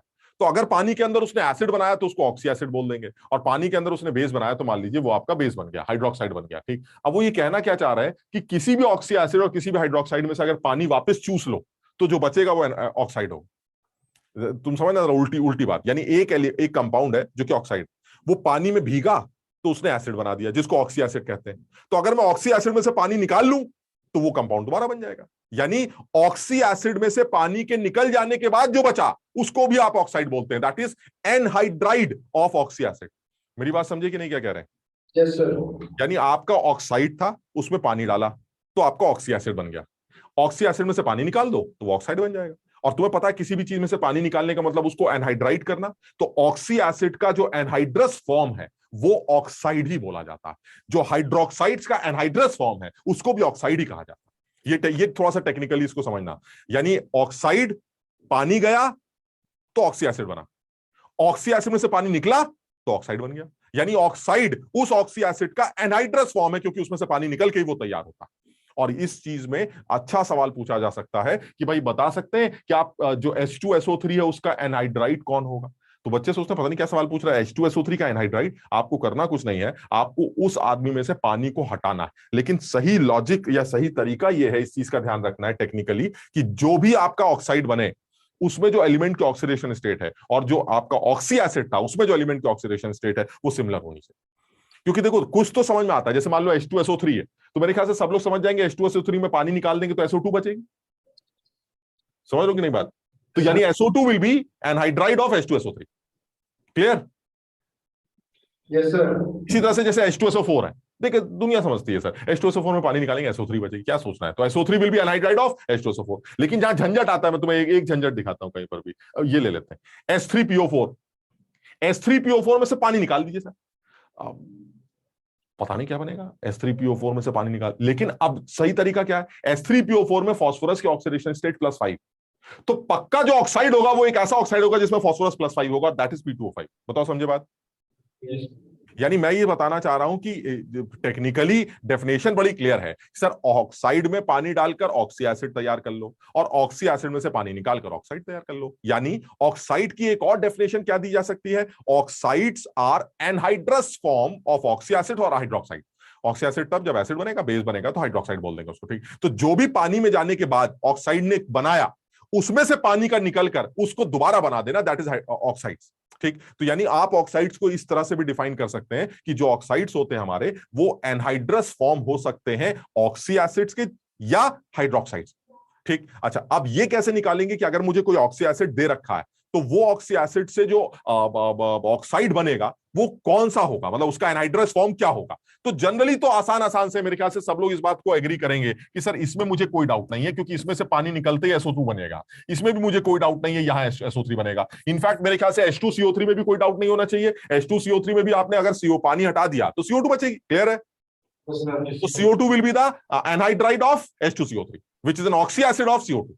ठीक। अच्छा, अब जो थोड़ा सा टेक्निकल लग रहा है ना उसकी बात करते हैं। जैसे ये टेक्निकल लगता है थोड़ा सा।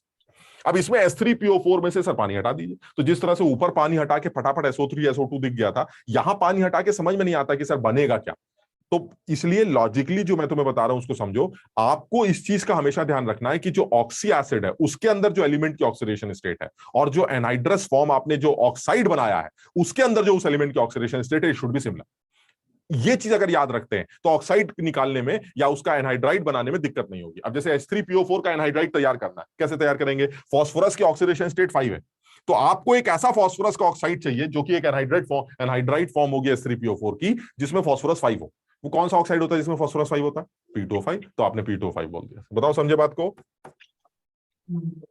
इसी तरह से H3PO3 की बात करते हैं, समझना जरा। H3PO3, अब वो कह रहा बताओ इसका जो है ऑक्साइड एनहाइड्राइड फॉर्म। अब तुमने कहा सर इसमें पानी निकाल दीजिए। अब H3PO3 में से पानी निकालेंगे, पता नहीं क्या बनेगा। H3PO3 में से पानी पता नहीं क्या बनेगा। तो लॉजिक क्या है कि फास्फोरस के जो भी ऑक्सीडेशन स्टेट है, यहां पर आप चेक करिए फास्फोरस 3, तो आपको फास्फोरस का एक ऐसा ऑक्साइड चाहिए जिसमें फास्फोरस की ऑक्सीडेशन स्टेट 3 होनी चाहिए, दैट इज P2O3 या P4O6 बोल सकते हैं। सिमिलरली देखिए कितना अच्छा एग्जांपल, HNO3। HNO3 में से पानी निकाल दीजिए। अरे सर पता नहीं क्या बनेगा, HNO3 में तो एक ही H होता है, पानी में तो 2 H होते हैं, निकालेंगे, निकलेगा कैसे? सिर्फ एक ही लॉजिक है, HNO3 में नाइट्रोजन की जो भी ऑक्सीडेशन स्टेट है, इसके एनहाइड्राइड फॉर्म में या जो इसका ऑक्साइड बनेगा उसमें नाइट्रोजन की ऑक्सीडेशन स्टेट वही होनी चाहिए। HNO3 में नाइट्रोजन की ऑक्सीडेशन स्टेट कितनी है? 5। तो फिर नाइट्रोजन की 5 ऑक्सीडेशन स्टेट वाला ऑक्साइड कौन सा होता है? N2O5। So N2O5 is the anhydride of HNO3। कुछ समझ पाए कि नहीं यार? तो सीधे सीधे वाले तो ठीक है सर, H2CO3 में से पानी निकाला CO2 आ गई, H2SO4 में पानी निकाला तो SO3 आ गई, लेकिन सर HNO3 में से पानी निकाले वो क्या आएगा? तो उसका तरीका सिर्फ ये है, एलिमेंट की oxidation state remains constant. So in HNO3 the nitrogen is +5, so in oxide form और the anhydride form of HNO3 it the oxidation state of nitrogen should be +5, so it should be N2O5। Similarly जैसे और एक example ले लो, ये समझ सकते हो अपने आप HNO2। एक बार जरा अपने आप प्रिडिक्ट करके देखो, HNO2, दिस इज HNO2 में तुम देख पाओगे कि HNO2 का जो एनहाइड्राइड फॉर्म होगा वो क्या होगा? कैसे निकाले सर HNO2 का एनहाइड्राइड फॉर्म? तो नाइट्रोजन की ऑक्सीडेशन स्टेट 3 दिख रही है, HNO2 में नाइट्रोजन 3 है, तो N2O3 नाइट्रोजन 3 खत्म हो गया। यानी आपका HNO3 में नाइट्रोजन अगर आपका +3 है तो N2O3 वो ऑक्साइड है जिसमें नाइट्रोजन की ऑक्सीडेशन स्टेट 3 होती है। So that means N2O3 the anhydride form of HNO2। Similarly HClO4, देखिए कितना मुश्किल एग्जांपल हो गया। HClO4 आदमी कह रहा है इसमें से पानी निकालो, देखो क्या बनेगा। अरे हमने कहा भाई पानी कैसे निकलेगा भाई, एक ही तो हाइड्रोजन है, इसमें पानी निकाल के क्या करेंगे? कह रहा फिर एक काम करो, इसमें क्लोरीन की ऑक्सीडेशन स्टेट निकालो और क्लोरीन का एक ऐसा ऑक्साइड सोचो जिसमें क्लोरीन की ऑक्सीडेशन स्टेट सिमिलर होती है। तो यहां पर क्लोरीन की ऑक्सीडेशन स्टेट +7 है, दुनिया जानती है Cl2O7 एक ऐसा ऑक्साइड है जिसमें क्लोरीन की oxidation state +7। So Cl2O7 is the anhydride form of HClO। कुछ समझे बात? तो इस चीज को और बाकी भी तुम अपने आप चेक कर सकते हो। तो ये वो एग्जांपल्स है जो थोड़े से ध्यान रखने वाले एग्जांपल्स हैं, तो ये इंपॉर्टेंट भी है। मतलब हमने देखा है कि शायद किसी एक एग्जाम में कहीं पर इस साल तो शायद नहीं था, लेकिन किसी एग्जाम में यही IIT से रिलेटेड या नीट के किसी पेपर में ये सवाल पूछा गया किसी के एनहाइड्राइड फॉर्म को लेकर। तो अब कई एनहाइड्राइड फॉर्म तो बड़े सीरियस होते हैं, तो वो तो दिख जाते हैं कि CO2 जो है वो H2CO3 का एनहाइड्राइड फॉर्म होता है, तो चलिए समझ में आता है। लेकिन कुछ ऐसे भी एग्जांपल जो समझ में नहीं आते, जैसे तुमसे ही पूछ ले N2O5 का जो है वो ऑक्सी एसिड का नाम बताइए, N2O5 के ऑक्सी एसिड का नाम बताइए, तो आदमी कैसे निकालेगा N2O5 का ऑक्सी? वो कहेगा भाई यही तो है, पानी में डालेंगे। लेकिन पानी में डालने के बाद बनेगा क्या? वो एसिड बनेगा जिसमें नाइट्रोजन की ऑक्सीडेशन स्टेट वो N2O5 की नाइट्रोजन की ऑक्सीडेशन स्टेट के बराबर। And since the oxidation state of nitrogen in N2O5 is 5, so the acid must be HNO3 because in HNO3 the oxidation state of nitrogen is +5। यानी अगर इससे ये बनाना हो या इससे वो बनाना हो, इससे इधर वाले से अगर उधर जाना है तो आपको गीला करना पड़ेगा बिकॉज दिस इज एनहाइड्राइड, और अगर उधर वाले से इधर आना है तो पानी सोखना पड़ेगा। दोनों सूरतों में एक चीज कॉमन है, the oxidation state of the element remains unchanged. कुछ समझे बात? इसको नोट कर लो यार, इस वाले को तो नोट ही कर लो, है ना, ताकि एक आध अपने आप निकाल लो। इन दोनों के दोनों तीनों के अपने आप निकाल लो। जरा जरा देखो, जरा यहाँ क्लोरीन की ऑक्सीडेशन स्टेट 4 है, नहीं 4 नहीं, यहाँ तो 5 होनी चाहिए ना, 5 होनी चाहिए, तो उधर भी 5 होनी चाहिए। फिर ये देखिए 5 आ गई। ऐसे यहां देखेंगे तो यहाँ 3, इधर भी 3 आनी चाहिए, इधर जो है इधर 1, तो इधर भी 1 आनी चाहिए। तो इस चीज का थोड़ा सा ध्यान रखना पड़ेगा, ये मुश्किल और इंपॉर्टेंट है। तो सब लोग इस बात को ध्यान रखें कि हमें अगर ऑक्सी एसिड्स के एनहाइड्राइड फॉर्म्स चाहिए होते हैं तो वो एक्चुअली ऑक्साइड्स के नाम से जाने जाते हैं, और वो कौन से फॉर्म्स बनेंगे ये निकालने के लिए एलिमेंट की ऑक्सीडेशन स्टेट को कांस्टेंट करके या सिमिलर करके जुगाड़ लगाया जा सकता है। ये जुगाड़ हो गया। तो बड़ा अच्छा ऑब्जेक्टिव हमें लगता है मेंस के पेपर का है कि भाई Cl2O3 किस ऑक्सी एसिड का एनहाइड्राइड, बड़ा अच्छा ऑब्जेक्टिव। तो Cl2O3 एक ऐसा ऑक्साइड है जिसमें क्लोरीन +3 है, तो आपको एक ऐसा क्लोरीन का ऑक्सी एसिड चाहिए जिसमें क्लोरीन +3, और क्लोरीन +3 जो है वो HClO2 के अंदर होता है। तो आप लिख दीजिएगा HClO2 हमारा एक ऐसा एसिड है, जो ऐसा ऑक्सी एसिड है जिसका एनहाइड्रस फॉर्म Cl2O3 था। कुछ भी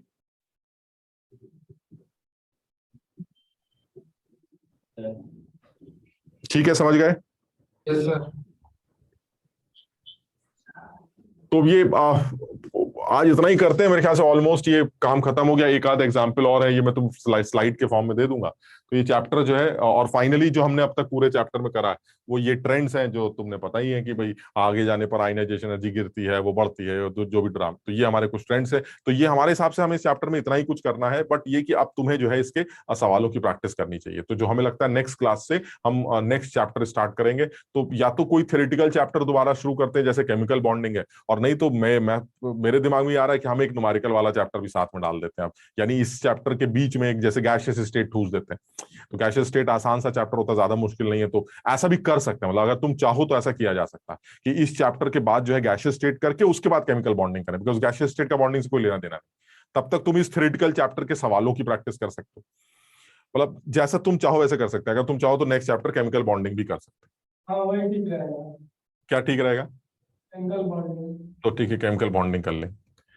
तो नेक्स्ट चैप्टर जो है कल से केमिकल बॉन्डिंग स्टार्ट करते हैं। ठीक है, तो इसको अपनी अच्छी तरह से इसको बढ़िया से रिवाइज कर लो। अच्छा, बॉन्डिंग में भी फिर वही वाली बात आती है, पूरा इनऑर्गेनिक केमिस्ट्री है बॉन्डिंग, है ना। और सारे ऑक्सी एसिड्स के अंदर कौन कौन से बॉन्ड, हम बॉन्डिंग को उस तरह से नहीं कर रहे हैं क्योंकि बॉन्डिंग का चैप्टर करना है। तो बॉन्डिंग के चैप्टर में सबसे पहले क्या करना चाहिए कि आयनिक बॉन्ड कैसे बनता है, आयनिक बॉन्ड की कैरेक्टरिस्टिक्स क्या है, जिसमें लैटिस एनर्जी आ जाएगी, लैटिस एनर्जी की कैलकुलेशन आ जाएंगे, बॉर्न हेबर साइकिल आ जाएगा, फिर हाइड्रेशन एनर्जी आ जाएगी, फिर उसके बाद कोवेलेंट बॉन्ड आ जाएंगे, हाइब्रिडाइजेशन आ जाएगा, तो शेप शूप वाली बातें आ जाएंगी, फिर डाइपोल मूवमेंट, हाइड्रोजन बॉन्डिंग, और फिर मॉलिक्यूलर ऑर्बिटल थ्योरी। मतलब कहने का मतलब ये टॉपिक्स, लेकिन फिर वही ये सीखेंगे कैसे, सीखेंगे तब जब आप सवाल धीरे धीरे धीरे धीरे धीरे धीरे सवाल लगाएं।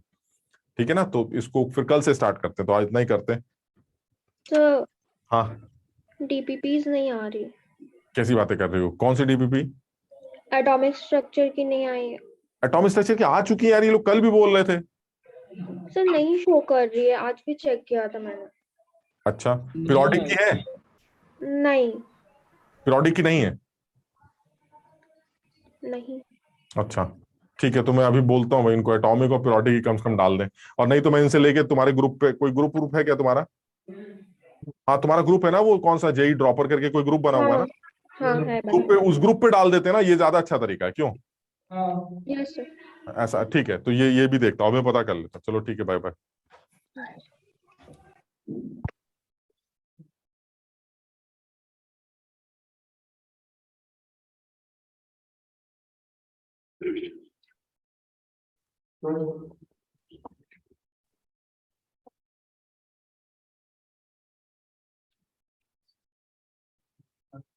सर